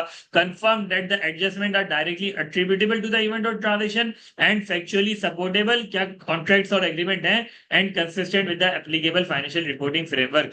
ये वही एज इट इज बात करी गई है जो इधर बातें लिखी हुई हैं। बातें समझ में आ रही हैं? जल्दी से कंफर्म करो, वही बात मैंने लिखी हुई है जो बात इधर हमारे पास इधर स्टैंडर्ड में लिखी हुई है, वही बात मैंने लिखी है इधर। बेसिस और रैशनल एडजस्टमेंट का देख रहा हूं और वही बात एज इट इज मैंने लिख दी। क्या ये directly attributable to the event or transaction है? इवेंट क्या हो रहा है इधर? एक्विजिशन हो रही है। क्या एक्विजिशन से रिलेटेड ही एडजस्टमेंट है ये? ठीक है, और क्या इसकी कोई सपोर्टिंग है? क्या कंसिस्टेंट है एप्लीकेबल फाइनेंशियल रिपोर्टिंग फ्रेमवर्क से? फिर मैंने बातें कुछ लिखी हुई, इंश्योर दैट प्रो फॉर्मा financial information has been prepared in compliance with relevant regulation and accounting standard. क्या आपने एप्लीकेबल फाइनेंशियल रिपोर्टिंग फ्रेमवर्क के हिसाब से आपने प्रो फॉर्मा फाइनेंशियल इन्फॉर्मेशन बताया है या नहीं बनाया, ये आपने देखना है। जामिन कह रहे हैं प्लीज रेफर पैरा। इसको मैं पैरा रेफर कर लूंगा क्योंकि मैंने अभी पैरा रेफर नहीं करा हुआ। ये सारी चीजें आपको मिल जाएंगी, ये जितनी भी मैंने अपनी स्लाइड्स बनाई हुई है ये सारी की सारी मैंने बनाई हुई है वॉल्यूम 2 से ही देखकर। ठीक है, तो ये आपको सारी चीजें इधर मिल जाएंगी। ठीक है, अगर मैं आपको एक दिखा देता हूं,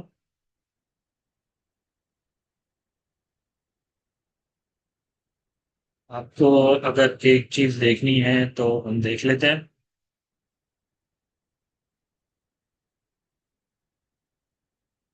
ये रही, देखें, the proforma financial information adjustment be directly attributable to the event or transaction, factually supportable, consistent with the entity's applicable financial reporting framework. ठीक है ना, यही बात इधर भी ये भी लिखी हुई ऑब्टेनिंग एविडेंस में directly attributable, factually supportable, consistent with the entity's applicable financial reporting framework. तो वही वाली बात है। ठीक है ना, सारी की सारी बातें जो जो मेरी स्लाइड्स में इधर हैं वो सारी की सारी बातें आपको मिल जाएंगी स्टैंडर्ड में जब आप स्टैंडर्ड पढ़ेंगे। ठीक है, क्लियर है सबको? अच्छा जी, इधर आ जाएं। Assessing presentation and disclosure, review the pro forma financial information for appropriate presentation, ensure that the format, notes, disclosure are clear and meet the requirement of either each 2920। ठीक है ना, यही बात इधर भी लिखी हुई है, प्रेजेंटेशन ऑफ द प्रो फॉर्मा फाइनेंशियल इन्फॉर्मेशन। इधर वही बात है, whether appropriate disclosure are provided. ठीक है, वेदर द प्रो फॉर्मा financial information and related explanatory notes illustrate the impact of the event or transaction that are not misleading. तो ये वही वाली बातें हैं जो इधर से आपने कॉपी पेस्ट कर लेनी है। ठीक है, क्लियर है यहाँ तक? सर 7 नंबर का क्वेश्चन है, sir I have question what the purpose of this either E because it address past information data that if this transaction would have occurred then these will be the consequences.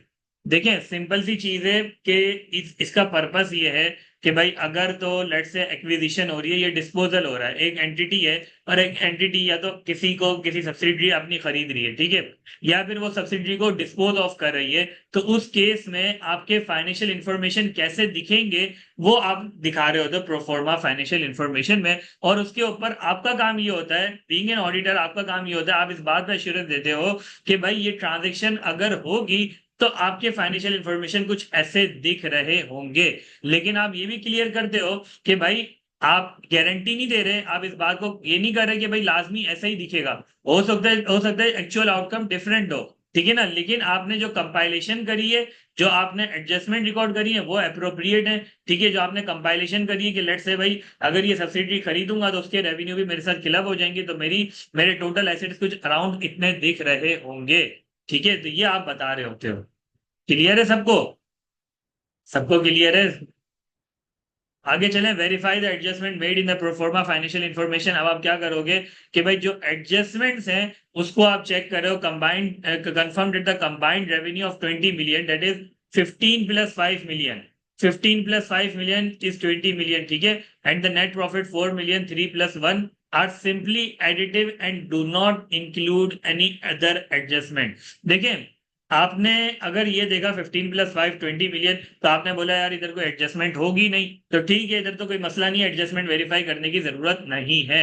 ऐसा जरूरी नहीं है, हो सकता है कोई ना कोई एडजस्टमेंट हो और आपको वेरीफाई करना पड़े। क्या मतलब, हो सकता है इधर कोई इंटर कंपनी एडजस्टमेंट हो रही हो, एक एडजस्टमेंट हो लेट से 15 + 5 तो आपने करा, ठीक है, एडजस्टमेंट हो सकता है कि भाई कोई $10 की या फिर $5 की या $2 की कोई और एडजस्टमेंट हो, ठीक है, और साथ ही साथ एक और एडजस्टमेंट हो जो कि सब्ट्रैक्टिव नेचर की हो, ठीक है, तो अल्टीमेटली ये दोनों आपस में, दोनों एडजस्टमेंट आपस में कैंसिल ऑफ हो रही हो, जिसकी वजह से आपका आंसर जब भी 20 ही आ रहा हो, ठीक है ना, तो आपने मेक श्योर करना है कि ये 15 + 5 ही है या आपस इसके बाद कोई एडजस्टमेंट भी है।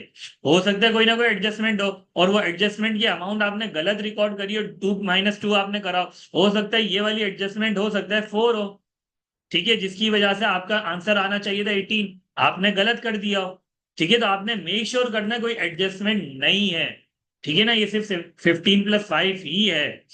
बात समझ में आ रही है? जल्दी से यस नो में आंसर करते रहे ना, बातें समझ में आ रही है? तो आपने मेक श्योर भी करना है कि भाई सिंपली एडिटिव है, इसमें कोई अदर एडजस्टमेंट तो इंक्लूड नहीं है, ये भी आपने देखना है। अच्छा, फिर इसके बाद ensure that no adjustment have been made for synergy. Synergy वाला आपने कॉन्सेप्ट पढ़ा होगा, अगर आपने बीएफडी वगैरह वो सारी चीजें पढ़ी हुई है तो उसमें सिनर्जी इन्वॉल्व होती है, सिनर्जी की भी एडजस्टमेंट आती है, unless they are based on documented and reasonable assumptions, ठीक है। Total assets and liabilities, review the adjustment of total assets and liabilities verifying that they reflect the actual values from Alpha Limited and Beta Limited. If adjustments such as fair value have been made, ensured they are based on reasonable estimate and are clearly documented. तो आपने make sure करना है कि भाई इधर कोई adjustment अगर है 2 मिलियन की, तो वो 2 मिलियन की एडजस्टमेंट वो क्लियरली डॉक्यूमेंटेड है, क्या उसकी कोई सपोर्टिंग है, तो वो आपने मेक श्योर करना होगा। क्या एक्चुअल में वो फेयर वैल्यू है भी नहीं है, तो वो चीजें आपने मेक श्योर करनी है, ठीक है। फिर इक्विटी से रिलेटेड बातें हैं, ठीक है, फिर इसके अलावा एडिशनल एडजस्टमेंट आपने देखनी होगी। तो सिंपल सिंपल बातें अगर आपने थोड़ी बहुत भी चीजें अगर आपने लिखी है करीब करीब, तो आपका आंसर निकल जाएगा, मसला नहीं होगा। जरूरी नहीं है मेरे आंसर से 100% मैच हो, थोड़ा बहुत अगर आपने ऊपर नीचे भी करा, आप मुझे बताएं काइंडली कि आपने आंसर क्या लिखा है और किस तरीके से लिखा है, करीब करीब कुछ मैचिंग हो रही है, कुछ करीब करीब मैचिंग है या बिल्कुल ही दूर है, जल्दी जल्दी मुझे बताएं। रिप्लाई करें ना, साथ साथ बता तो चले आप लोगों ने क्या करा है, मैं तो अपना आंसर डिस्कस कर रहा हूँ, आप लोगों ने क्या करा है ये भी तो पता चले मुझे। जामिन कह रहे हैं रेफर पेरा A20, रेफर पेरा 21 एंड 22, A15 एंड 16 पेरा 35 E। कुछ बताओ ना भाई, लिख के बता दो यार मुझे, पेरा सारे देखने पड़ेंगे, बच्चे सारे इंतजार करेंगे फिर। कुछ लिख के बता दो क्या क्या चीजें लिखी, पॉइंट पॉइंट में बता दो मुझे लिखा क्या क्या है, पॉइंट पॉइंट में मुझे बता दो, वरना मैं पैरा ढूंढने बैठूंगा तो बहुत ज्यादा टाइम लग जाएगा। जल्दी जल्दी, बाकी बच्चे, जामिन का आंसर आया, बाकी बच्चे भी तो जवाब दें। सर कुछ साद अनवर कह रहे हैं कुछ मैच हुआ है सर। मोहम्मद उमर कह रहे हैं discuss the steps taken by management to consider assumption for preparation of proforma invoices and ensure the appropriateness of their step hire expert after assessing its objectivity, competence, capability of expert and obtain experts view regarding assumptions taken uh, by Alpha Capital Management regarding calculation of combined assets and liabilities obtained independent valuer report to ensure that fair value considered is correctly considered in calculation of combined asset। ठीक है, ठीक है, कोई मसला नहीं है। मोहम्मद उमर आपने ये वाली बातें भी लिखी है तो कोई मसला नहीं है, ठीक है, कोई इशू नहीं है। बाकी बताओ भाई, बाकी बच्चों ने क्या लिखा है, जल्दी जल्दी, जो जो लोग पार्टिसिपेट कर रहे हैं, उमेर पार्टिसिपेट कर रहे हैं, जारा पार्टिसिपेट कर रही है, आयशा है, जल्दी जल्दी आंसर करो। जामिन कह रहे हैं source from which unadjusted financial information has been extracted, steps taken by the management, competency extent, ठीक है, बहुत अच्छे। और बच्चे जल्दी जल्दी बताओ भाई, जारा, आयशा, और कौन है? आयशा के लिए 40% मैच हुआ है, बस कोई मसला नहीं है। देखिए अभी हम सीखने के लिए आए ना, 40% भी मैच होना इट्स ए ग्रेट अचीवमेंट, ठीक है, कोई इशू नहीं है। कोशिश करेंगे और बेहतर लिख सकें, ठीक है। नया क्वेश्चन था, फर्स्ट टाइम आपने आप लोगों ने प्रोफॉर्मा का क्वेश्चन देखा, तो 40% भी मैच होना इट्स ए ग्रेट अचीवमेंट, ठीक है, तो कोई टेंशन नहीं लेनी। उमेर कह रहे हैं पार्ट ए ये लिखा है, audited financial statement compare the figures of revenue profit asset liabilities as mentioned above. बहुत अच्छे, बहुत अच्छा पॉइंट लिखा Umer. Obtain audit working papers for 31 December 2013 of both companies auditor if allowed and compare final log figure FS. देखिए भाई, और working paper लेना हमारा काम नहीं है, हमारा काम था सिर्फ और सिर्फ ये देखना कि ऑडिटेड फाइनेंशियल स्टेटमेंट से आपने नंबर्स उठाए या नहीं उठाए। मैंने आपको क्या बताया, अश्योरेंस देना हमारा काम नहीं है इन चीजों पर। तो वर्किंग पेपर देखना हमारा काम नहीं है। बात समझ में आ रही है? वर्किंग पेपर देखना हमारा काम नहीं है। हम कोई इसके ऊपर ऑडिट ओपिनियन नहीं दे रहे अल्फा लिमिटेड और बीटा लिमिटेड पे। तो वर्किंग पेपर देखना हमारा काम नहीं होगा। हमारा काम सिर्फ ये होगा कि अल्फा लिमिटेड के जो नंबर आपने लिए हैं क्या ऑडिटेड फाइनेंशियल स्टेटमेंट से लिए हैं या नहीं लिए। तो ये गलती देखो, ये गलती सामने आई ना, आपने मुझे बताया तो ये गलती आप दोहराओगे नहीं अब। obtain the working of addition of assets and liabilities of both companies and ensure its appropriateness by ensuring reliability of source data and reasonableness of assumption if any। बहुत अच्छा पॉइंट लिखा उमेर आपने। recalculate combined figures as per pro forma invoices and inquiry differences if any। बहुत अच्छा point है, ठीक है ना? समझ में आ रहा है? सबको क्लियरली समझ में आ रहा है? जारा, आप भी कुछ रिस्पॉन्स दें, आप भी बताएं। और कौन कौन है इधर? साद अनवर, साद अनवर है। और इसके अलावा कौन कौन जवाब दे रहे थे? तुषार है। जल्दी जल्दी सबके सब पार्टिसिपेट करोगे तो पता चलेगा किधर गलती आप लोगों ने करी है।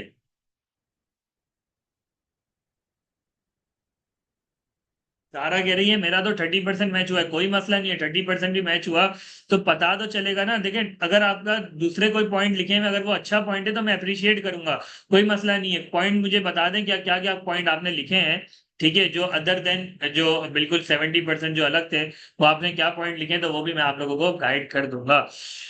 ठीक है, सात नंबर के ना सर कुछ मैच हुआ है, ठीक है? तो आप लोग मुझे पॉइंट पॉइंट में बताएंगे। हो सकता है आप लोगों ने सही लिखा हो। अगर ऑडिटेड फाइनेंशियल अवेलेबल नहीं है तो फिर जाहिर है आप मैनेजमेंट फाइनेंशियल इंफॉर्मेशन देखोगे कहाँ से आपने वो डेटा उठाया है, और इसके अंदर वो सारी की सारी चीजें लिखी हुई हैं। अगर तो आपके पास नहीं है, ठीक है, if no audit or review, आप क्या करोगे? Perform procedure to satisfy source is appropriate. आप क्या देखोगे कि भाई मैनेजमेंट की इंफॉर्मेशन जो आपने उठाई है मैनेजमेंट फाइनेंशियल स्टेटमेंट से, क्या एप्रोप्रिएट सोर्स से आपने डेटा उठाया है नहीं उठाया। हाँ, वेरीफाई नहीं करोगे, कोई प्रोसीजर परफॉर्म नहीं करोगे इसके ऊपर कि मैं इंक्वायरी करूं, ये करूं, वो करूं। सिर्फ सोर्स वेरीफाई करने का प्रोसीजर करोगे, सिर्फ सोर्स को वेरीफाई करने का प्रोसीजर परफॉर्म करोगे। कंप्लीट कोई ऑडिट नहीं परफॉर्म करोगे। अल्फा लिमिटेड और बीटा लिमिटेड में अगर ऑडिटेड नहीं भी है, रिव्यू नहीं भी है, तो आप सिर्फ ये देखोगे कि सोर्स एप्रोप्रिएट है, ठीक है? सोर्स देख रहे होगे कि मैनेजमेंट फाइनेंशियल स्टेटमेंट जो आपने बनाई है क्या वो सही बनाई नहीं बनाई, वो आप बस देख लोगे किस सोर्स से आपने डेटा उठाया है, वो देख लोगे। ऑडिट करना हमारा काम नहीं है इसको। क्लियर है सबको? Obtaining evidence about appropriateness of the pro फॉर्मा एडजस्टमेंट पैरा, बिल्कुल ले सकते हैं जामिन। पार्ट बी के लिए आप ये वो कर सकते हैं। Obtaining evidence about appropriateness of the pro फॉर्मा एडजस्टमेंट, ये आप कर सकते हैं, ठीक है? क्लियर है? अच्छा जी, आगे चलते हैं। What evidence would you see to ensure the consistency of the applied accounting policies between Alpha Limited and Beta Limited. हो सकता है कि भाई अल्फा लिमिटेड की अकाउंटिंग पॉलिसी डिफरेंट हो और जो आपकी बीटा लिमिटेड है उसकी अकाउंटिंग पॉलिसी डिफरेंट हो। सबसे पहले आप क्या करना पड़ेगा, सबसे पहले तो आपने रिव्यू करने पड़ेंगे दोनों के फाइनेंशियल स्टेटमेंट, और मेक श्योर करना पड़ेगा कौन सी अकाउंटिंग पॉलिसी कंसिस्टेंट है और कौन सी कंसिस्टेंट नहीं है। फिर आपने देखना पड़ेगा कि यार इस अकाउंटिंग पॉलिसी जो डिफरेंट है, क्या आपने उसकी कोई एडजस्टमेंट रिकॉर्ड करी है, अगर तो करी है तो क्या वो एडजस्टमेंट सही है भी या नहीं है। ठीक है, there are differences in accounting policy, verified and appropriate adjustment have been made to align the policy with the pro फॉर्मा फाइनेंशियल इंफॉर्मेशन। फिर आपने ये देखना अगर तो अकाउंटिंग पॉलिसी डिफरेंट है तो क्या आपने उसकी कोई एडजस्टमेंट रिकॉर्ड भी करी है नहीं करी। बातें समझ में आ रही हैं? और फिर उससे रिलेटेड आपने इंक्वायरी भी करना है, रिव्यू भी करनी है, documentation to confirm that there are no unrecognised differences in accounting policy that could impact the comparability of the pro फॉर्मा फाइनेंशियल इंफॉर्मेशन। ये दो पॉइंट सबसे ज्यादा इंपॉर्टेंट थे। अगर किसी ने ये वाला नहीं भी लिखा तो कोई मसला नहीं है, लेकिन ये दो इंपॉर्टेंट पॉइंट थे। क्या सबने ये पॉइंट लिखे? जल्दी से मुझे बताओ, क्या सबने ये पॉइंट लिखे या नहीं लिखे? पार्ट सी में क्या ये वाले पॉइंट सबने लिखे?